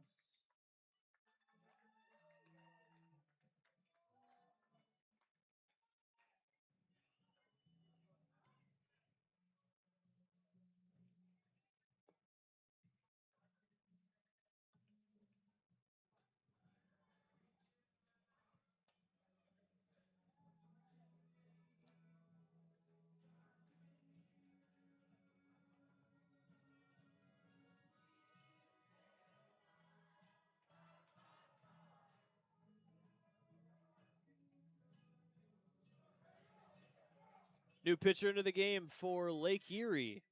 It is Alexander Castro. We have a complete new battery for And it is Castro with a 4.84 ERA in 22 and a third innings. Alexander Castro. 26 hits, 12 earned runs, 13 walks compared to 31 strikeouts. As Jacob Tobias is out of the game, the new catcher is Nick Chavez. Could have guessed that, considering the fact that the Crushers only have one catcher listed on the roster, and he wasn't playing. Castro, 1.75 WHIP, 4.84 ERA. This is his second game with Lake Erie, as he spent the start of the season with the Trois-Rivières Aigles. First pitch is called a strike. Robertson, Castillo, Quitzer lead it off.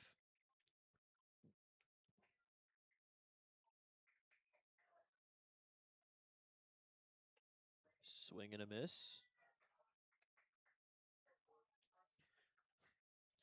Robertson is 1 for 2, has a single, came around to score in the second inning, walked in the third, and struck out in the fifth inning against Coley. 0-2, just misses. So Castro started with Trois-Rivières, got released on July 22nd, then got claimed off of waivers by the Ottawa Titans. A little high. He didn't end up playing a game with Ottawa, and he got traded along with future considerations for Christian Scafidi, who we did see in the earlier series at Forefront Field. Scafidi coming from Penn. Spikes that one, and it's 3-2. Robertson already with the walk in the third inning, now has a walk in his last 6 games.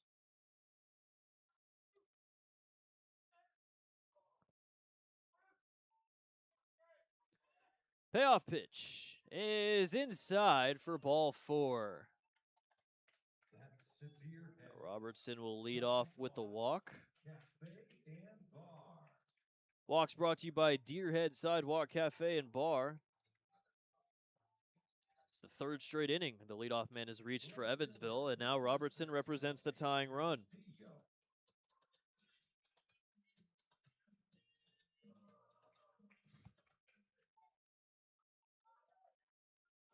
LG Castillo is 0 for 3. First pitch is a little outside. So Robertson's second walk. 7 walks issued by Lake Erie today. 1-0. Called a strike, and it's 1-1. For Castro, he's been in the Puerto Rican Winter League for a little bit. He was also with Trois last season, 4.84 ERA and 44 and 2/3 innings. That'll get past Chavez, and Robertson will take second base. So another errant throw, and now the tying run is in scoring position with nobody out.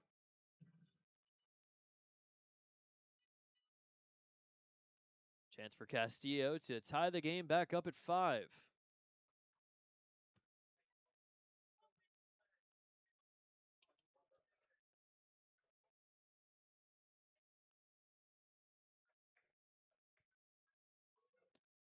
Two one. Fly ball into foul ground. Off to the right side. It'll get out of play. Foul ball brought to you by Heads Construction. Choose the best, never regret it. Ball brought to you by Heads Construction. Choose the best. Lead in. I think Ryan Wiltsey was negotiating with a fan there. Now, Wiltsey pitched yesterday, got the win in game 1 of the series. Williman pitched today. Colby Morris pitches tomorrow. Looking for his 5th straight quality start and his 5th straight victory. 2-2 to LG. Little outside, and it's another full count.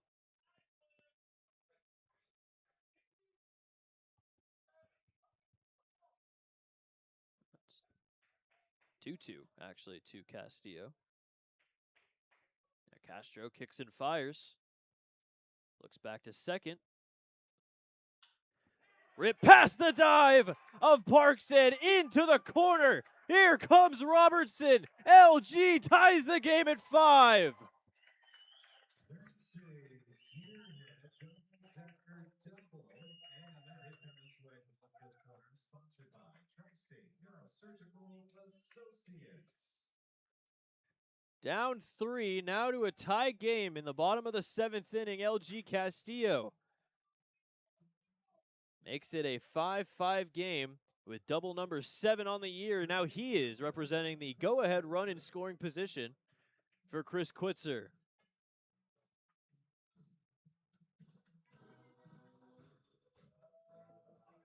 Quitzer's already driven in a run with an RBI double today. He's 1 for 3. First pitch from Castro is going to miss. 5 RBIs coming into today, now 6 after the double. Back in the 2nd inning, ended up scoring Robertson. Robertson's now scored twice. 1-0.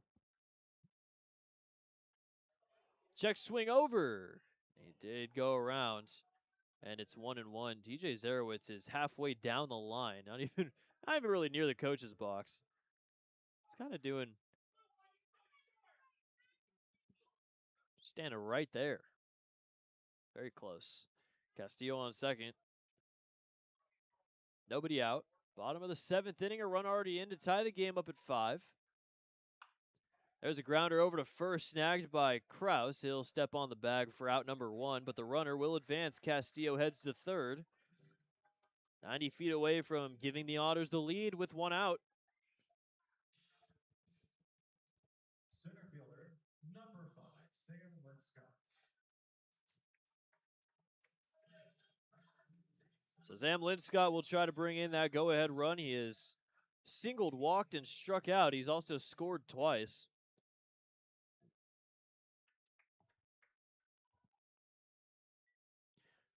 Runner on third, less than 2 outs. He has 8 RBIs in that scenario. First pitch a little high for ball 1. Infield is in all the way around here for Lake Erie.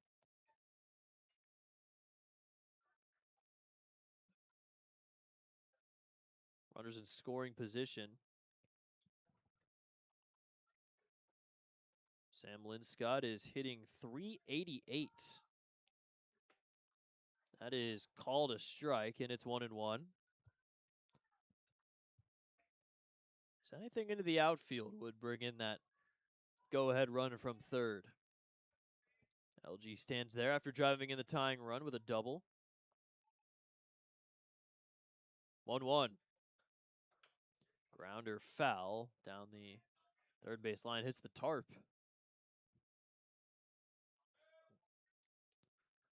1-2 now, Castro. With the run given up now, we don't know who's going to be involved in the decision now. The game tied up at 5.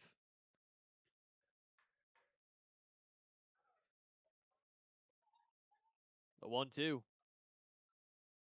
In the dirt, good block from Chavez. We've seen a A lot of balls get past the both catchers in Tobias and Chavez, but that one potentially saving a run from coming home from third. Lynn's got 29 RBIs this season. His single in the 6th inning broken 0 for 7. Last hit was on Tuesday against Gateway.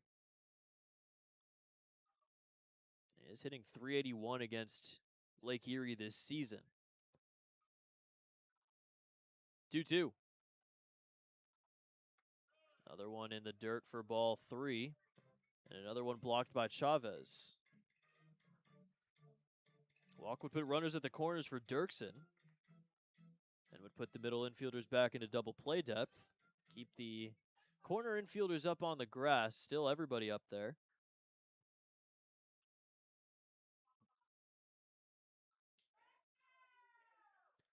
Payoff from Castro. That's going to get away. Here comes LG. He'll score. Throw to first is in time, but nobody cares as the Otters take the lead.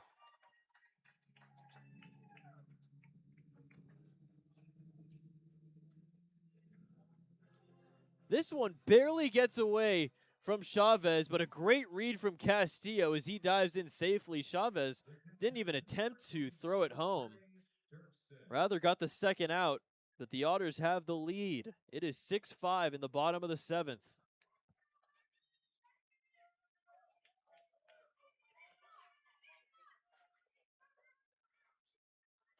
First pitch inside to Dirksen.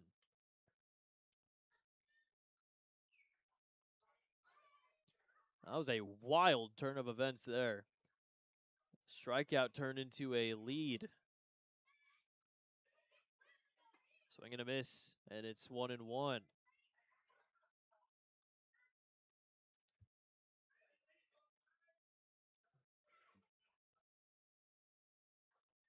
Barthol on deck.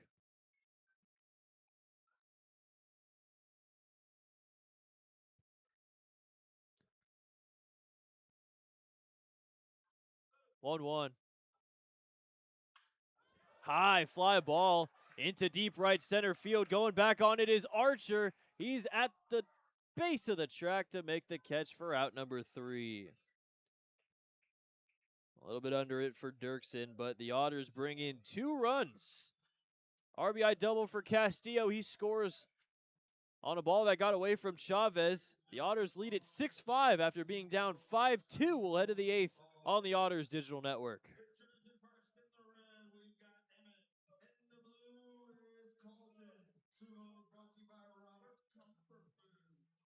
First one to knock the other one over is your winner. The loser gets to go home into the river. You guys ready? Set, sumo.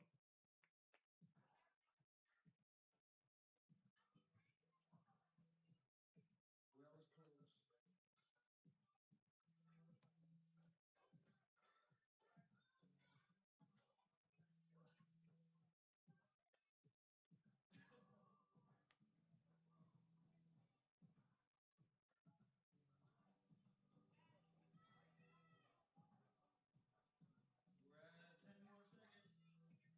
seconds. Oh, that was all he needed.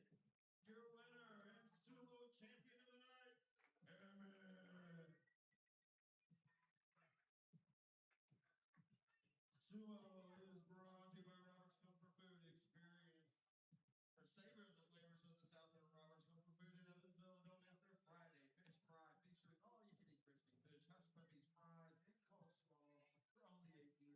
Visit them at 1125 North Green River Road. Anthony Tomczak back out there. Now the pitcher of record after the Otters take the lead in the bottom of the 7th inning. Now here in the 8th.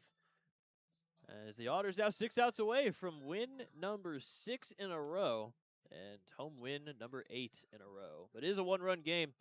See if Tomczak here can throw a scoreless 8th. Maybe get the Otters some insurance in the bottom half and bring Serta up. In a perfect world, that would be the case. Hopefully that perfect world scenario does happen, though, for the Otts. It is Pike, it is Kraus, it is Watkins to face off against Tomczak.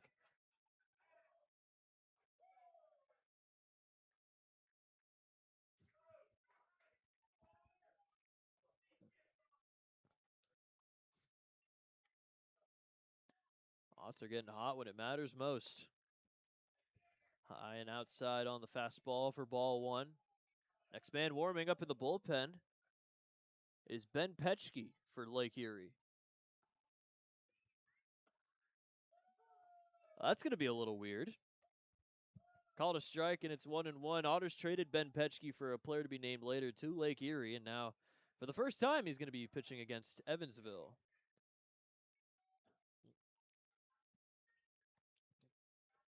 2-1 to Pike.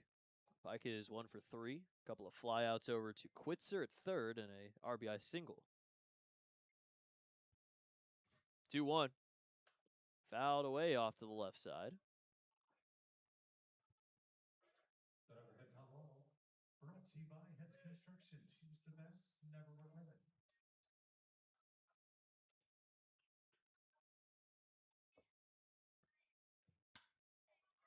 Fly ball into center field. That'll drop in for a base hit.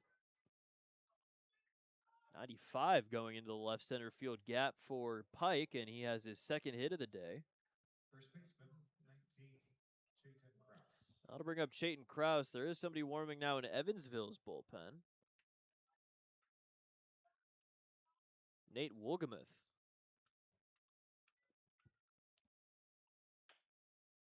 High chopper over to third. Past Quitzer. Throw to first is in time. Great play from Salvaggio. It got past Quitzer.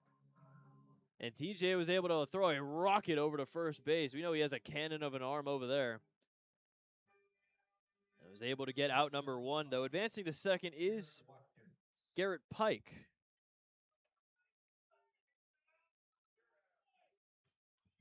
Umpires will convene here. I think they're going to argue, Lake Erie will, that Logan Brown came off the bag. Andy McCauley's already been ejected. And if this gets overturned, this might get another Evansville coach ejected as well.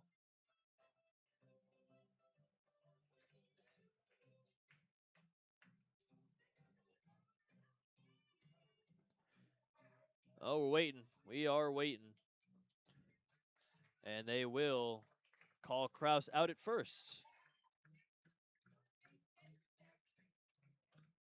Now Jared Lemieux is going to have a conversation with Alex Lowry, the crew chief and home plate umpire today.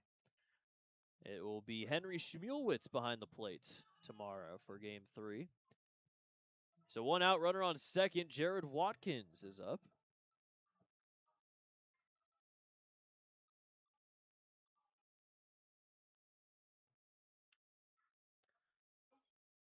Tying run on second base in Pike. First pitch called a strike to Watkins.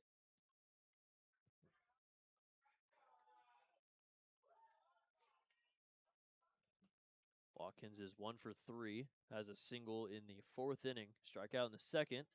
Grounder to second in the 6th inning. It's Nick Chavez on deck. Came in as a defensive replacement for Tobias.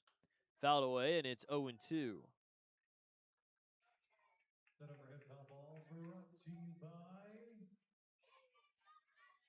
Choose the best and never regret it. 5 runs, 8 hits, no errors for Lake Erie. 6 runs, 9 hits, 1 error for Evansville. 0-2 is outside.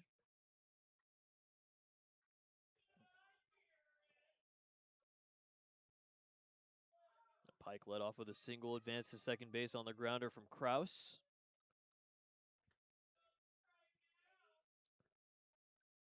One, two.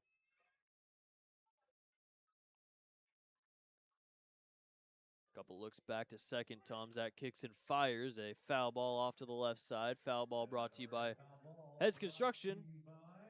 Choose the best, never regret it. Choose the best and never regret it. Heads Construction. There is not a soul in Evansville that does not know about the Heads Construction read.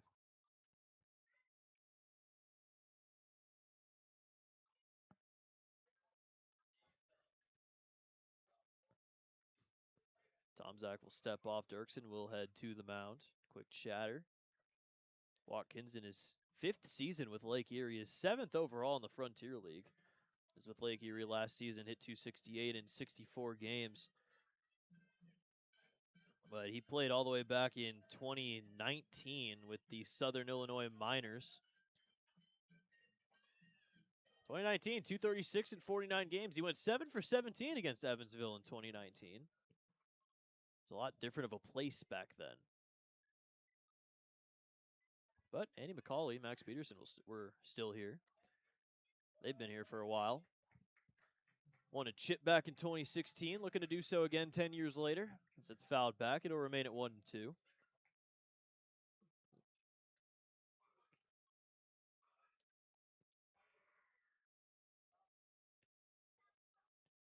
Tomczak, another look back to second base. Another 1-2. Fly ball into right field, and a nice sliding grab in right by Robertson.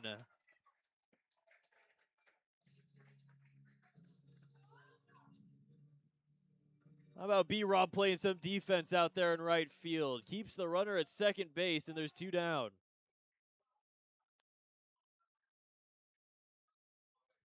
The catcher, Nick Chavez. That'll bring up Nick Chavez the first time today to buy us out of the game. Chavez hitting .280 now in his 28th game. Yesterday he went 0 for 3 with a walk. First pitch hits him. Also got a piece of Dirksen, as Chavez will take first on the hit by pitch. Second baseman, 8. Luis Acevedo. So the tying run on second now with the go-ahead run on first, and Max Peterson's going to head out and maybe switch pitchers here. Wolgemuth has been warming for a while, and they will put him in. So Tomczak's day is done. For now, it's an inning and 2/3 scoreless. See if Wolgemuth can finish the job here and get the Otters out of the top of the 8th, still with the lead. So we'll take a quick break on the Otters Digital Network.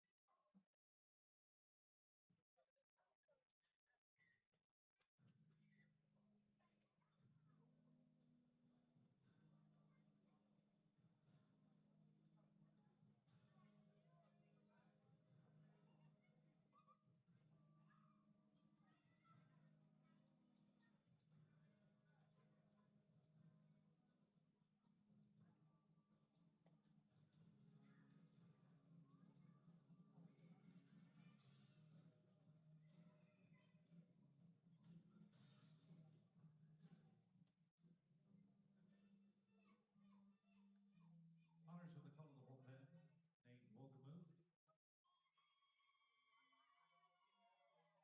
Thank you. He's in to pitch. Wolgemuth is on the mound. Person behind the plate. It's powered by the Answer Auto Repair East. Find your better needs at the Answer Auto Repair East, 2319 North Cooper Road. 812-475-9000.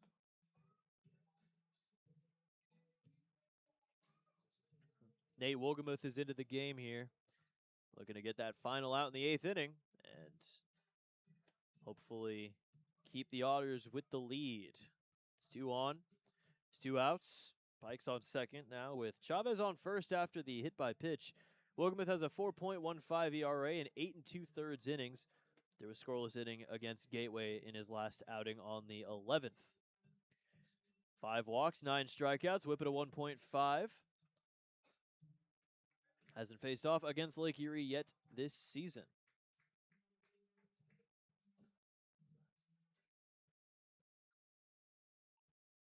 See how he does against Acevedo, who is 0 for 2 with a walk. Walk in his last at-bat. Advanced to third, but didn't come around to score. First pitch is ripped into left field for a base hit. Rounding third is Pike. Here comes the throw to the plate. It's way off. And both runners will advance to second and third as Lake Erie's tied the game back up at 6.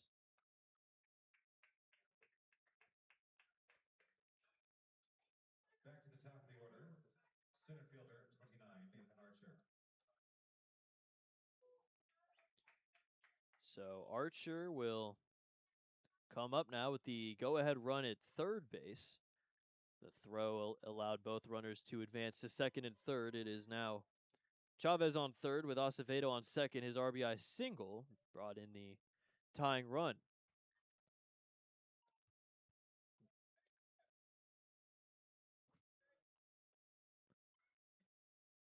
6-6 here in the top of the eighth. First pitch to Archer is a little outside. Another 95 on the fastball from Wolgamuth.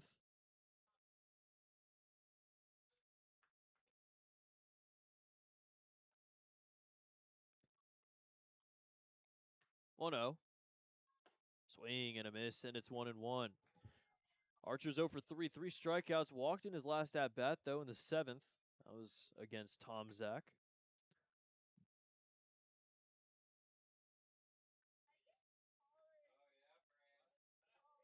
One. Little bit high and away. Looks like everybody's throwing faster than usual today. Williman was hitting 94 on the fastball. I don't think I've seen Wolgamuth hit 95 yet this season. He might have done it in the past, though.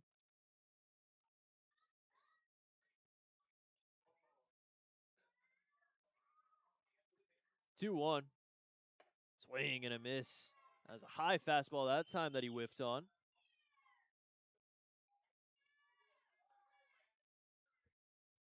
2-2. Trying to keep the game tied here after the run comes in for Lake Erie. Wolgamuth kicks and fires inside, and it's ball 3. Both teams now 6 runs on 9 hits. Otters have the error.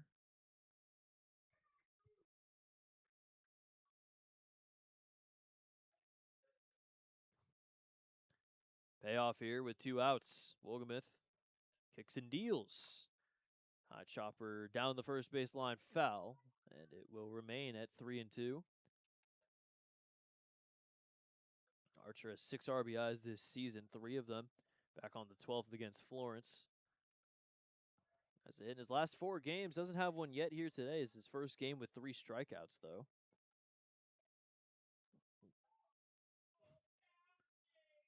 Go ahead, run at third. Another 3-2 from Wolgamuth. Fly ball into right center field, and that will get down and off the wall for extra bases. 2 runs will come in to score. Archer's heading for third, and he trips and falls, and he might be hurt.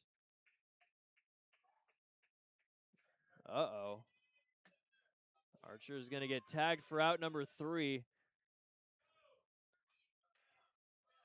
See what happened to him as he was rounding second. He tripped and fell. Lake Erie has the lead, though, as they take an 8-6 advantage. Not too sure what happened. He was on his way, and all of a sudden he was on the ground.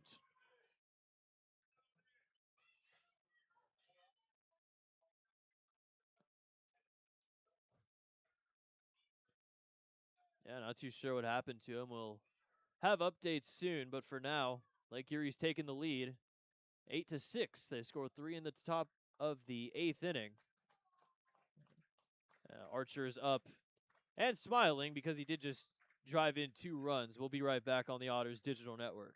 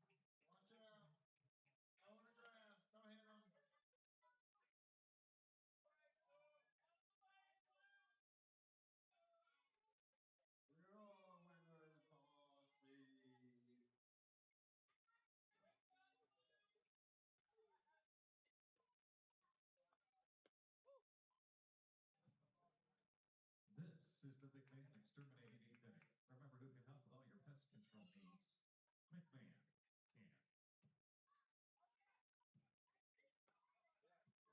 Otter fans, our parks are where community happens, and the Evansville Parks Foundation Incorporated is keeping them strong.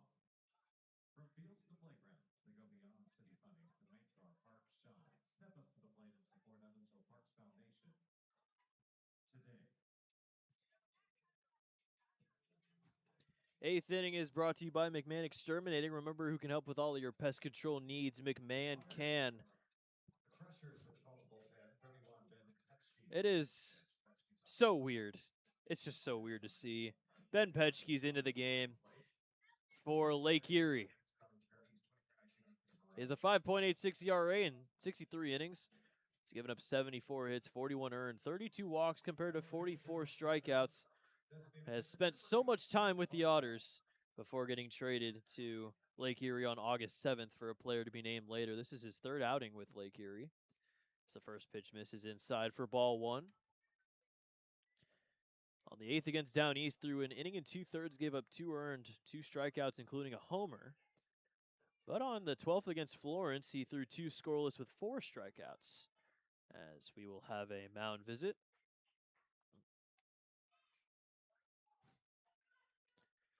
Slammers up now 12-6 as we take a look at the out-of-town scoreboard. Those are the only 2 games left, this game and that game. Gateway ended up surviving and beat Ottawa 6-5. Washington lost, even though they did score 3 in the 9th. New York came back to beat Quebec 4-2, ended their 8-game winning streak. I already mentioned Florence scored 3 in the 9th, one on a walk-off wild pitch. 7-6 Sussex over New Jersey. 8-0 Brockton shutout Down East. Troyes almost came back. Tri-City scored 3 in the 9th and won 8-7. That's how we're looking in the Frontier League. 1-0 will miss inside. Now, Petschke pitched twice against Lake Erie when he was with the Otters. Back-to-back starts. June 10th, 5 innings, 8 hits, 5 earned. Got the loss 5-2. 2-0 is going to hit Barthol, and he will take first base.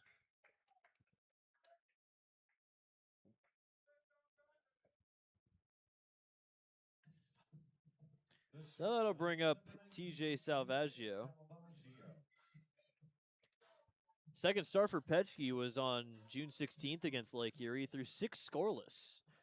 He got the win in the 18-2 win against the Crushers.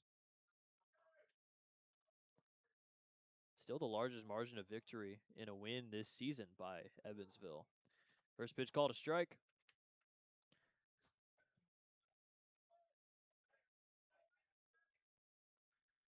Salvaggio is 2 for 4, 2 singles and 2 strikeouts. The 0-1 from Petschke. High chopper over to third, over the leap of Parks. That's going to get into the left field corner. Barthol is going to get the stop sign at third. Salvaggio is into second base with a double, and he represents the tying run here in the bottom of the 8th inning.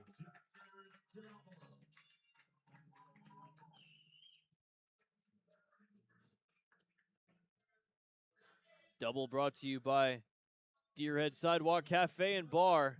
That one got just over the leap of Pavin Parks at third base, and it allowed Barthol to head to third, Salvaggio to head to second. And for TJ, that's double number 16. Logan Brown a chance to bring in a couple more runs here. He was just in this spot in his last at-bat, second and third. And he brought in 2 runs. Now he can tie the game. A big swing and a miss, though. And it's 0-1.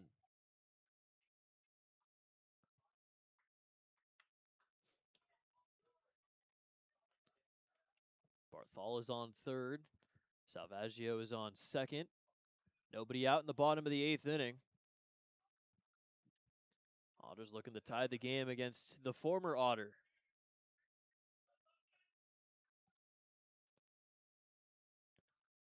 Oh, 1.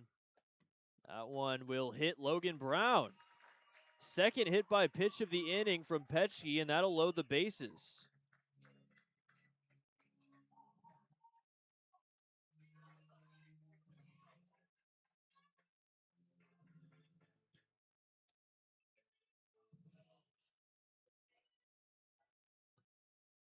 We'll have a mound visit. Forgot to mention Redfield is not in left field anymore.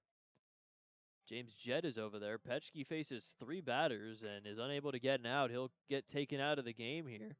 We'll have a new pitcher come in. As Petchke in his return to Bosse Field, definitely not what he wanted to do. Hit 2 batters and give up the double. We'll see if the next pitcher for Lake Erie can get him out of it. It is 8-6 Crushers, but the Otters threatening on the Otters Digital Network.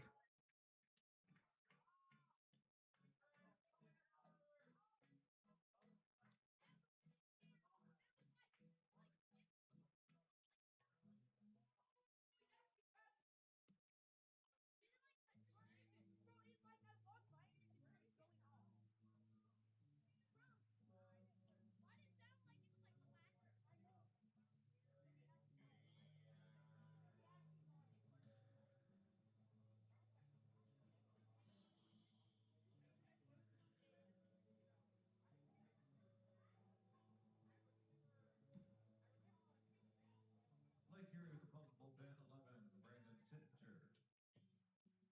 Into base, Sittinger's on the mound. Chavez behind the plate.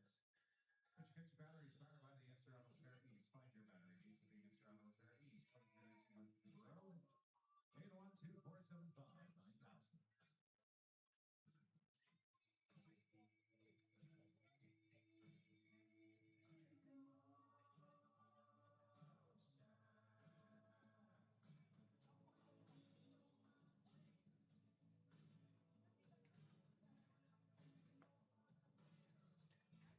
Well, we've been talking about this all season, or when Brandon Sittinger ends up pitching here, it'll be a little bit awkward because he has a banner up here in Bosse Field as the 3rd player to make the majors after playing with the Otters.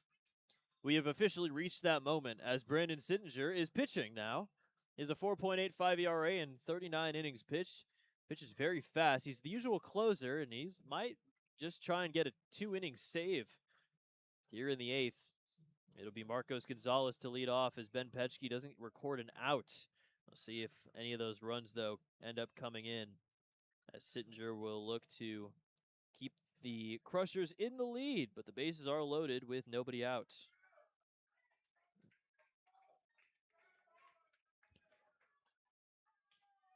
Sittinger made it to the D-backs, played a few games with them back in 2021, but now is back here in the Frontier League. First pitch is going to miss for ball 1. Hit by pitch, a double, and another hit by pitch. Has Barthol at 3rd, Salvaggio at 2nd, and Logan Brown at 1st. Marcos Gonzalez is 1 for 3 today. Swing and a miss, and it's 1-1. 3 innings pitched against the Otters this season, has not given up a run. Got one of his 11 saves against the Otters on June 10th. 1-1. That will miss low. Check swing over to first is a no-go, and it's 2-1. Last outing, he threw 2 2/3 scoreless against Florence on the 11th, 2 strikeouts. He's given up 3 earned runs in his last 5 outings. 2-1. Swing and a miss, and it's 2-2. All 3 earned runs in his last 5 came against New Jersey on July 30th. 10 walks, 47 strikeouts. He's given up 38 hits, 21 earned runs. He's had a 5-2 record to go along with those 11 saves, which leads the team.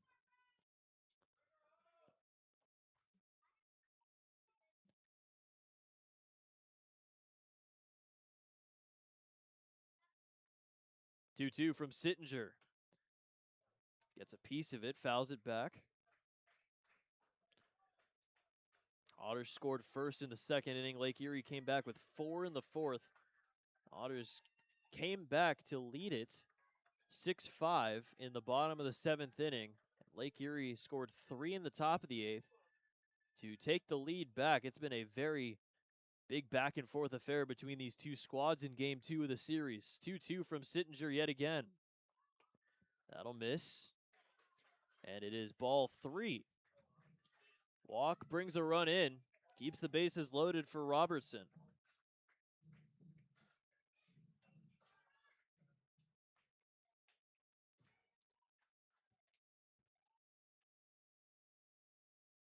Sittinger's 3-2.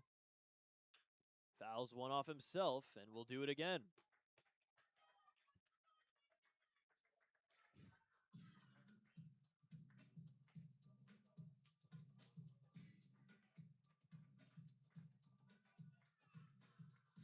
Just taking a look at Sittinger's stats, 1.23 or whip, 39 innings.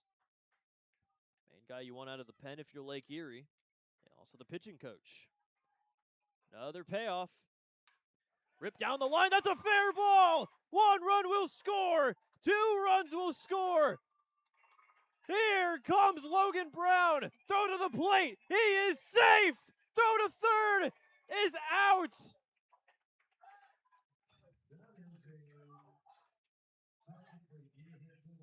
Three runs come in. Otters have the lead. Marcos Gonzalez drives in. Everybody gets thrown out at third. Somebody's been thrown out of the game. TJ Zarowitz and Max Peterson both talking to the umpires, but the Otters have taken a 9-8 lead.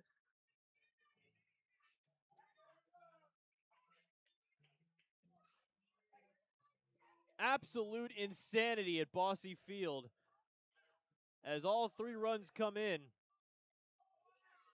Zarowitz seems to be the one that got thrown out of the game.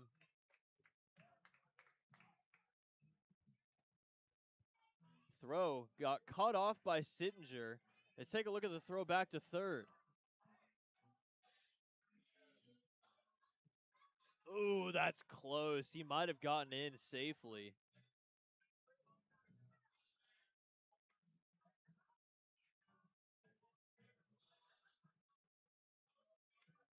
So Zarowitz is still in the game. Peterson appears to still be in the game. So did Gonzalez get thrown out? Somebody got thrown out. I think it was Marcos.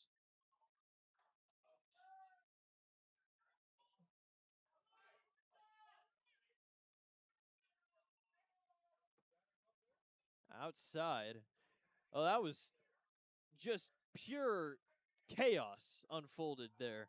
All 3 runs came in, and all 3 runs are going to be earned to Petchke. Sittinger gives up the bases clearing double. Gonzalez is out at third. That's out number 1. The Otters have a 9-8 lead. And now Serta's warming. 1-0 is low for ball 2.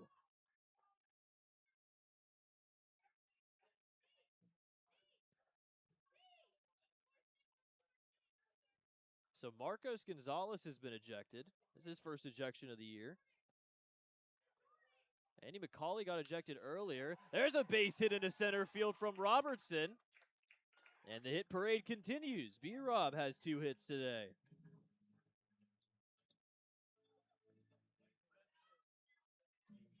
The left fielder, number 6, LG Castillo. They'll have a mound visit here.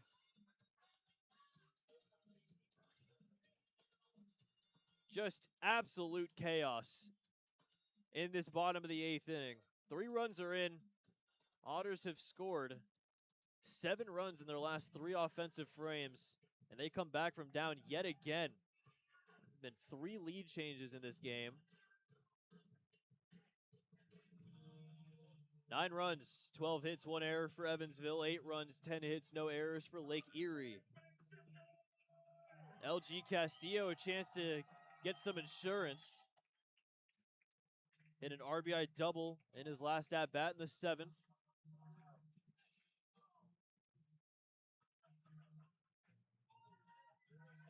How about the absolute clutch hitting from Marcos Gonzalez? Up to 58 RBIs, 17th double of the year. Gets thrown out, didn't even care. Everybody was outside of the dugout ready to give him high fives. Even after he got tossed.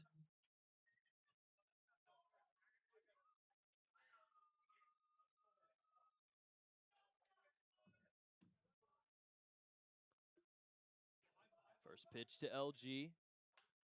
Fly ball into right field. Going back on it a little bit is Williams.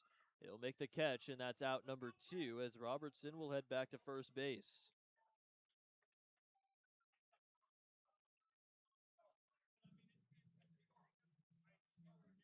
Third baseman, number 9, Chris Quitzer. That'll bring up Chris Quitzer for the 5th time today. Otters, this is a win if they get it that will already, with a 6-game winning streak, it sparks something a lot more.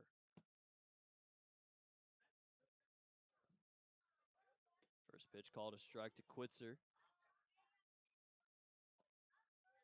Quitzer's driven in a run.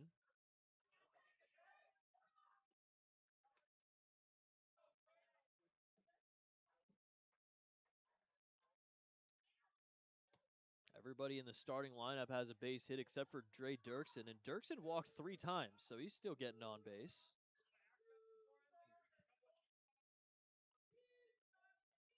Somebody else warming in the bullpen for Lake Erie, just in case Sittinger can't get out of this one. Back up the middle, sliding grab, throw to second from Acevedo to Watkins, and that's out number 3. Absolute insanity ensued in the bottom of the 8th inning as Marcos Gonzalez brings in 3 runs, and the Otters are 3 outs away from win number 6 in a row and win number 51 on the season. It is Serta time here in the top of the 9th on the Otters Digital Network. Brought to you by Pit Stop, the best barbecue spot in town. Tammy should be yours too. Right across Morgan, at the corner of Morgan and North Main. We got a couple teams here on the field. On my left is Jackson, Zane, and Zena. On my right is Ty, Zeke, and Elliot. Good old-fashioned game of tug-of-war. Here in the center, there's green string wrapped around the rope. Whoever can pull it across one of the lines on the coach's box first will be your winners. And they need your help. It's hot out here. You guys ready?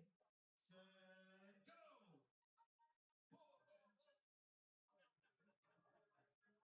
Oh, it's a stalemate. Let's hear it, guys. Cheer for hitting work, man. Oh, it's working. Get louder. Oh. It's almost a stalemate. Whoever runs out of juice first or slips. Yeah. We got 10 seconds before they're going to kick us out of here.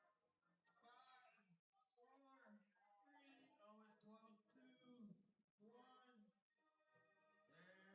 And we'll make it official. There's your winner.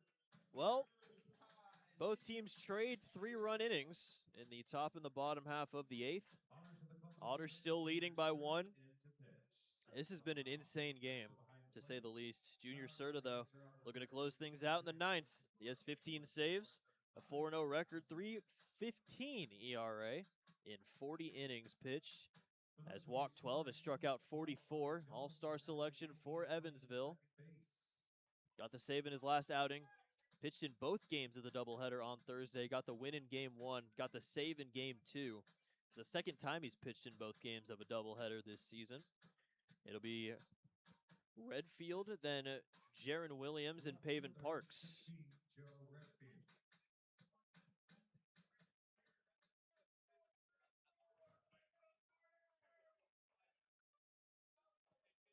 Monty Jones taking over at second base for Gonzalez, who got tossed after the play at third. First pitch inside for ball 1.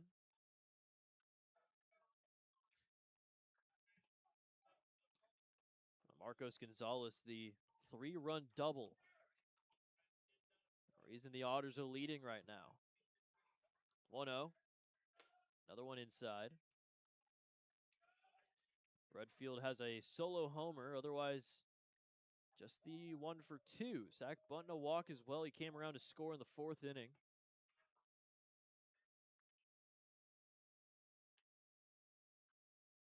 2-0. Inside for ball 3. Serta only 12 walks this season.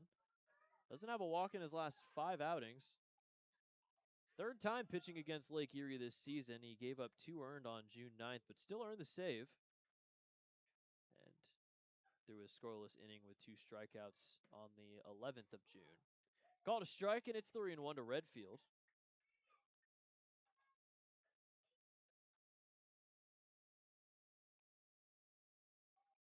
Officially the last game going on in the Frontier League as Windy City lost. Called a strike, and it's 3-2.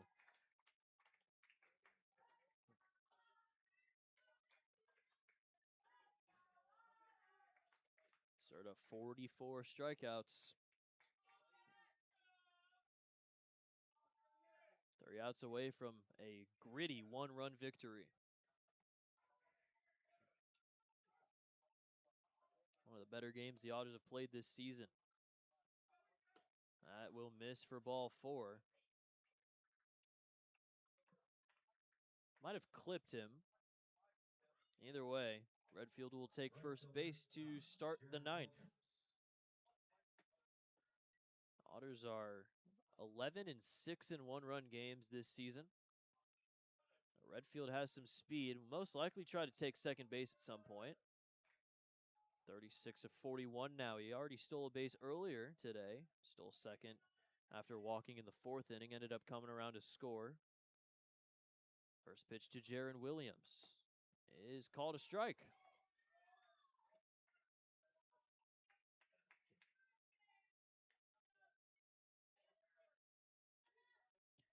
Williams is 2 for 4. Couple of singles in his first 2 at-bats. Reached on an error and then grounded out to Tomzak. 0-1's a little outside.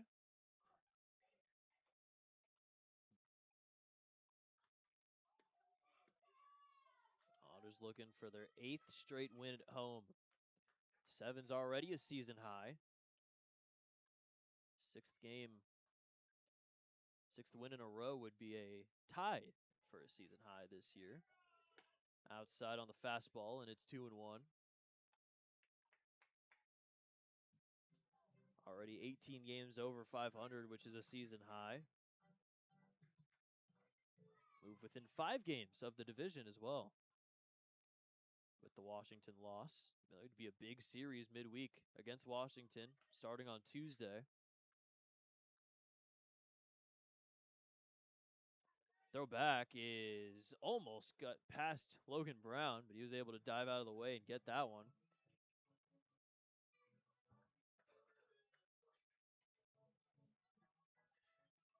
A tying run is on first in Redfield, and he has speed.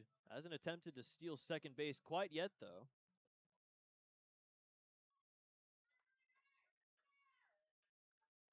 There he goes. Throw to second base. Not in time. As Redfield steals second. That was called ball 3. So Redfield up to 37 stolen bases. Got a very good jump on that one. Call was just a low ball. Walk puts 2 on with nobody out for Pavin Parks.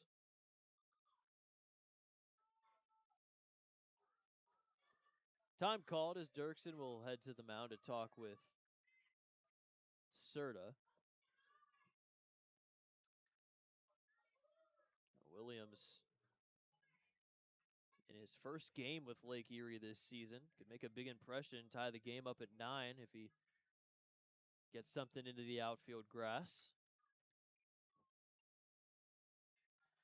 Anything there would score Redfield considering the speed he has over at second base.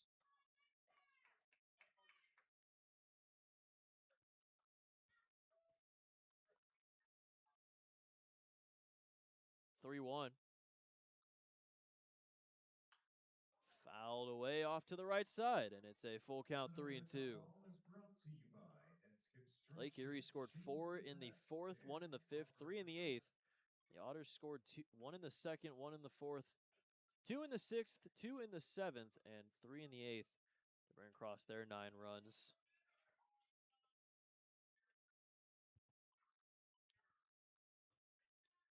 3-2 from Serta.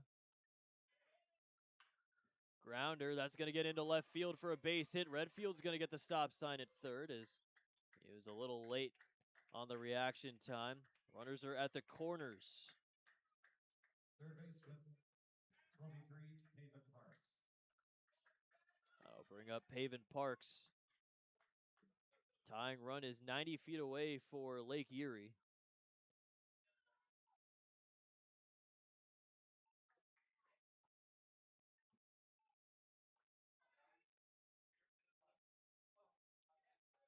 Parks is 1 for 3, walking a single, also 2 strikeouts in his last 2 at-bats.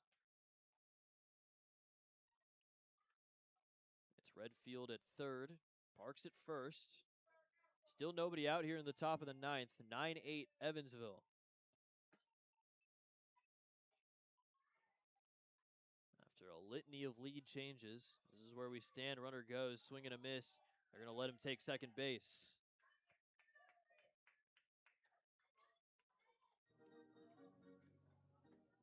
Go-ahead run is now at second.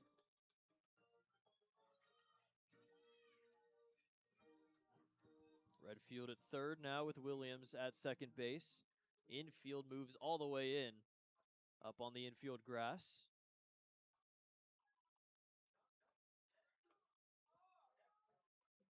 0-1 from Serta. That is drilled into deep right field. Going back is Robertson, and that is gone. Paven Parks, 3-run homer, and Lake Erie has taken the lead back. It is 11-9. 17th homer for Parks. RBIs number 64, 65, and 66. As Lake Erie has their lead back. 3 runs in back-to-back offensive frames.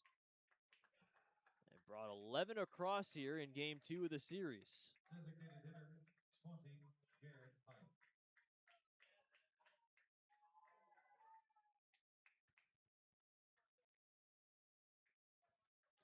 That was 94 right down the middle. And Parks, 104 off the bat, hit it over into the bushes in right field. And there's a fly ball into left field. It's going to stay in the yard. Castillo will make the catch, and that's out number 1.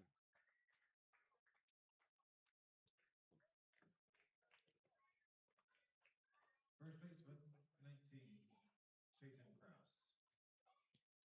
Well, for Serta, that's his 3rd blown save of the season. 18 save attempts, 15 of them converted. Chayton Krause. A little outside for ball 1. Well, the Otters down 2, but they did score 3 in the bottom of the 8th, so it's not like they're completely out of things here in the 9th.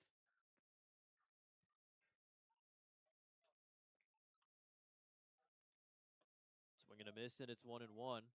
There's a new man warming in the bullpen for Evansville, though. It's Chase Cribble.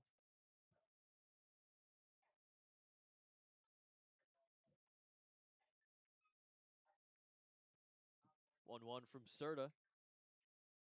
Swing and a miss, and it's 1-2. Krause is 1 for 4. RBI single in the 4th inning. Couple of flyouts and a grounder over to Salvaggio at short.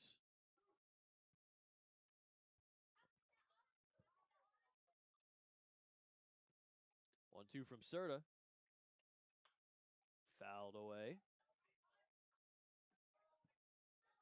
An overhead foul ball brought to you by Henson Construction. Choose the best, never regret it. So Lake Erie now has 3 runs scored in back-to-back innings, 3 in the 8th, 3 in the 9th. They now tied Evansville in hits, both of them with 12 each.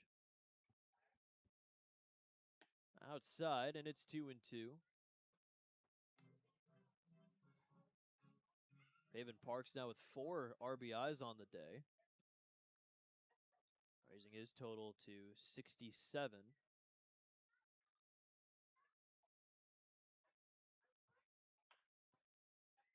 High chopper over to third, snagged by Quitzer. Throw to first is in time for out number 2.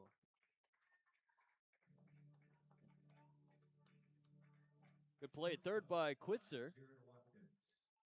And that will bring up Jared Watkins for the 5th time. Feels like we haven't had a really long game like this in a pretty long time.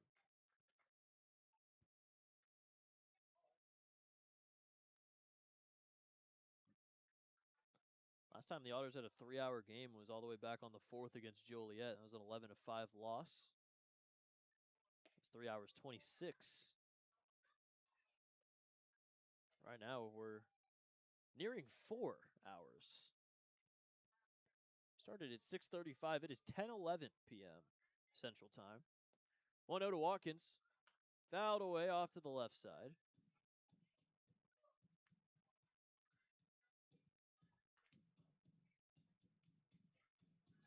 The Otters have had one 4-hour game this season. 13-13, sudden death game against Mississippi. Always gotta find a way to bring it in to the conversation. 4 hours and 9 minutes that game was. That'll miss outside, and it's 2-1.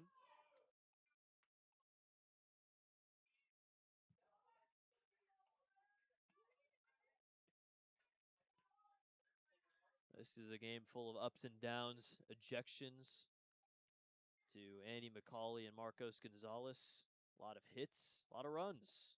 Swing and a miss, and it's 2-2. Right now, if this score were to hold, Sittinger would get the win, and Serto would get the loss. It would be his first loss of the season.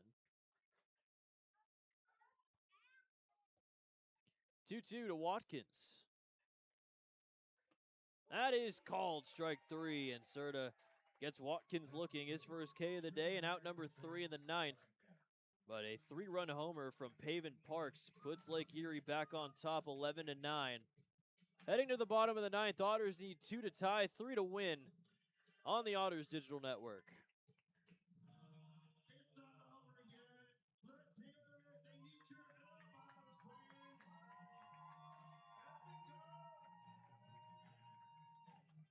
Getting it over to the spotlight.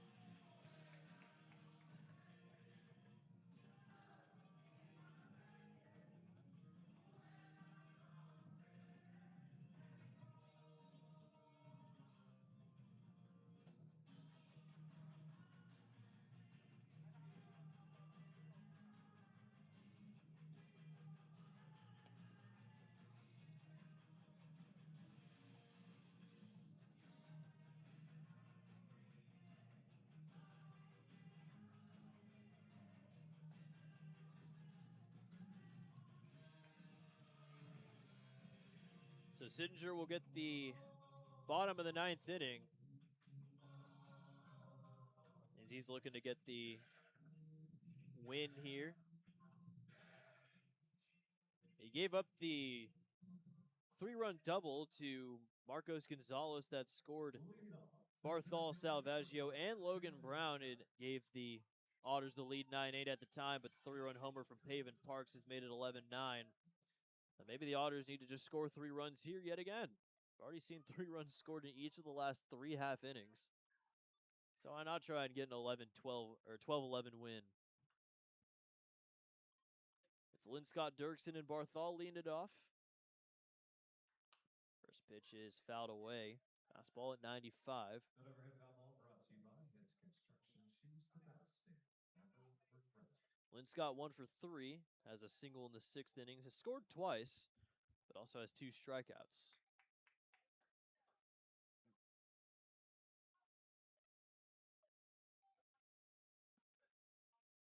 Oh, 1 is called strike 2. Sittinger was with the Otters back in 2019.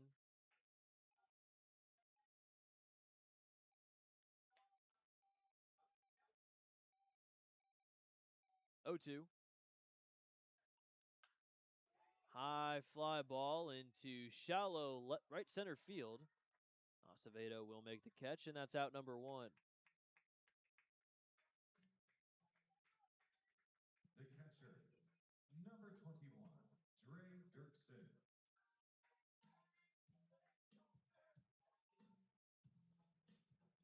Dirksen 0 for 1. He's walked 3 times, ties a season high from an Otter in a game. First pitch from Sittinger. Swing and a miss, and it's 0 1. Sittinger was with Evansville 2019. He had a 1.42 ERA in 38 innings. Pitched against Lake Erie July 30th of 2019. Through 5 innings, gave up 1 earned run. Still got the loss somehow. Called a strike, and it's 0 2. He ended up getting his contract purchased and then moving all the way up to the Diamondbacks in September of 2021. Played 5 games.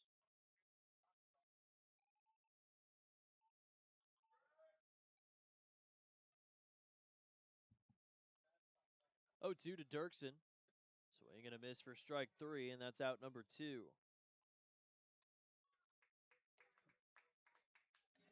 Otters down to their final out here in the bottom of the 9th inning as Sittinger looks to complete a wild game here on this Saturday night.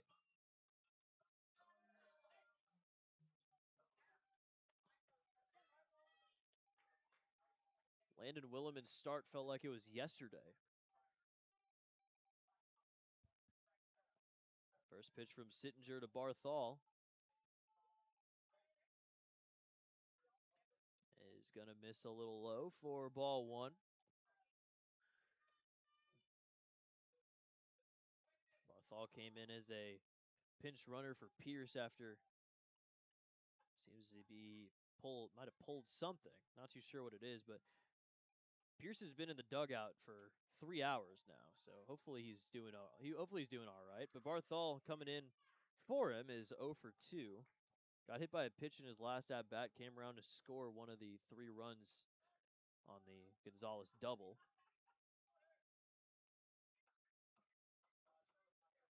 2-0. Called a strike, and it's 2-1.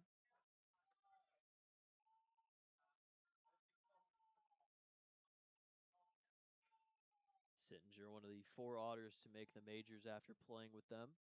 Randy Wynn, Andrew Werner, George Sherrill. 2-1, ripped down the line, and that is a foul ball.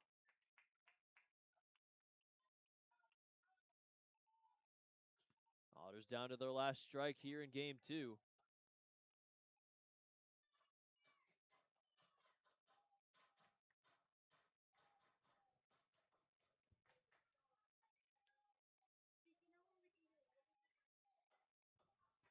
Sittinger. 2-2 here with 2 outs. Kicks and deals. Fouled back. Barthol will see another one.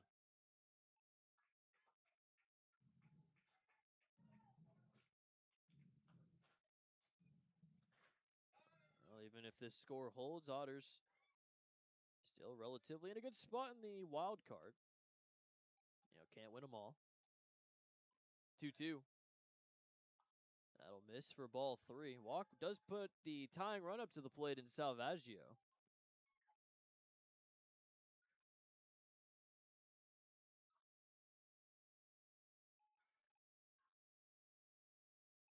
Payoff from Sittinger to Barthol. Fouled back yet again.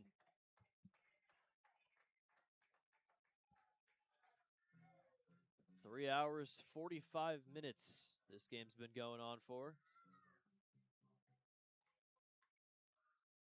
12:35 start tomorrow. Game 3.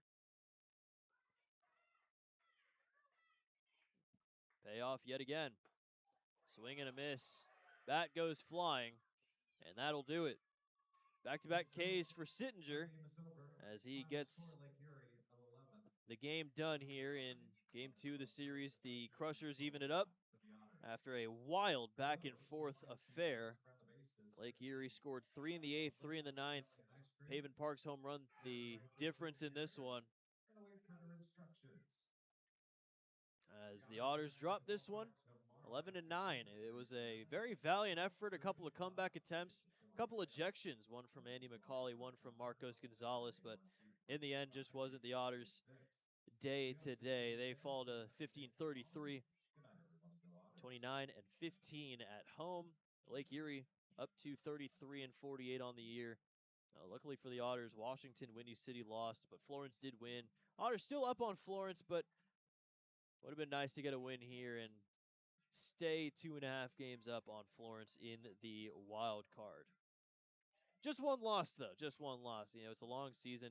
We can get back at it tomorrow. 12:35 first pitch as the Otters try to win the series against the Crushers on what is going to be a very hot Sunday afternoon. But for everybody here with the Evansville Otters, I'm Evan Patoka. We'll see you tomorrow bright and early for a 12:35 first pitch before the off day and then the road trip to Washington. But for now, I know it's a little late, but have a good rest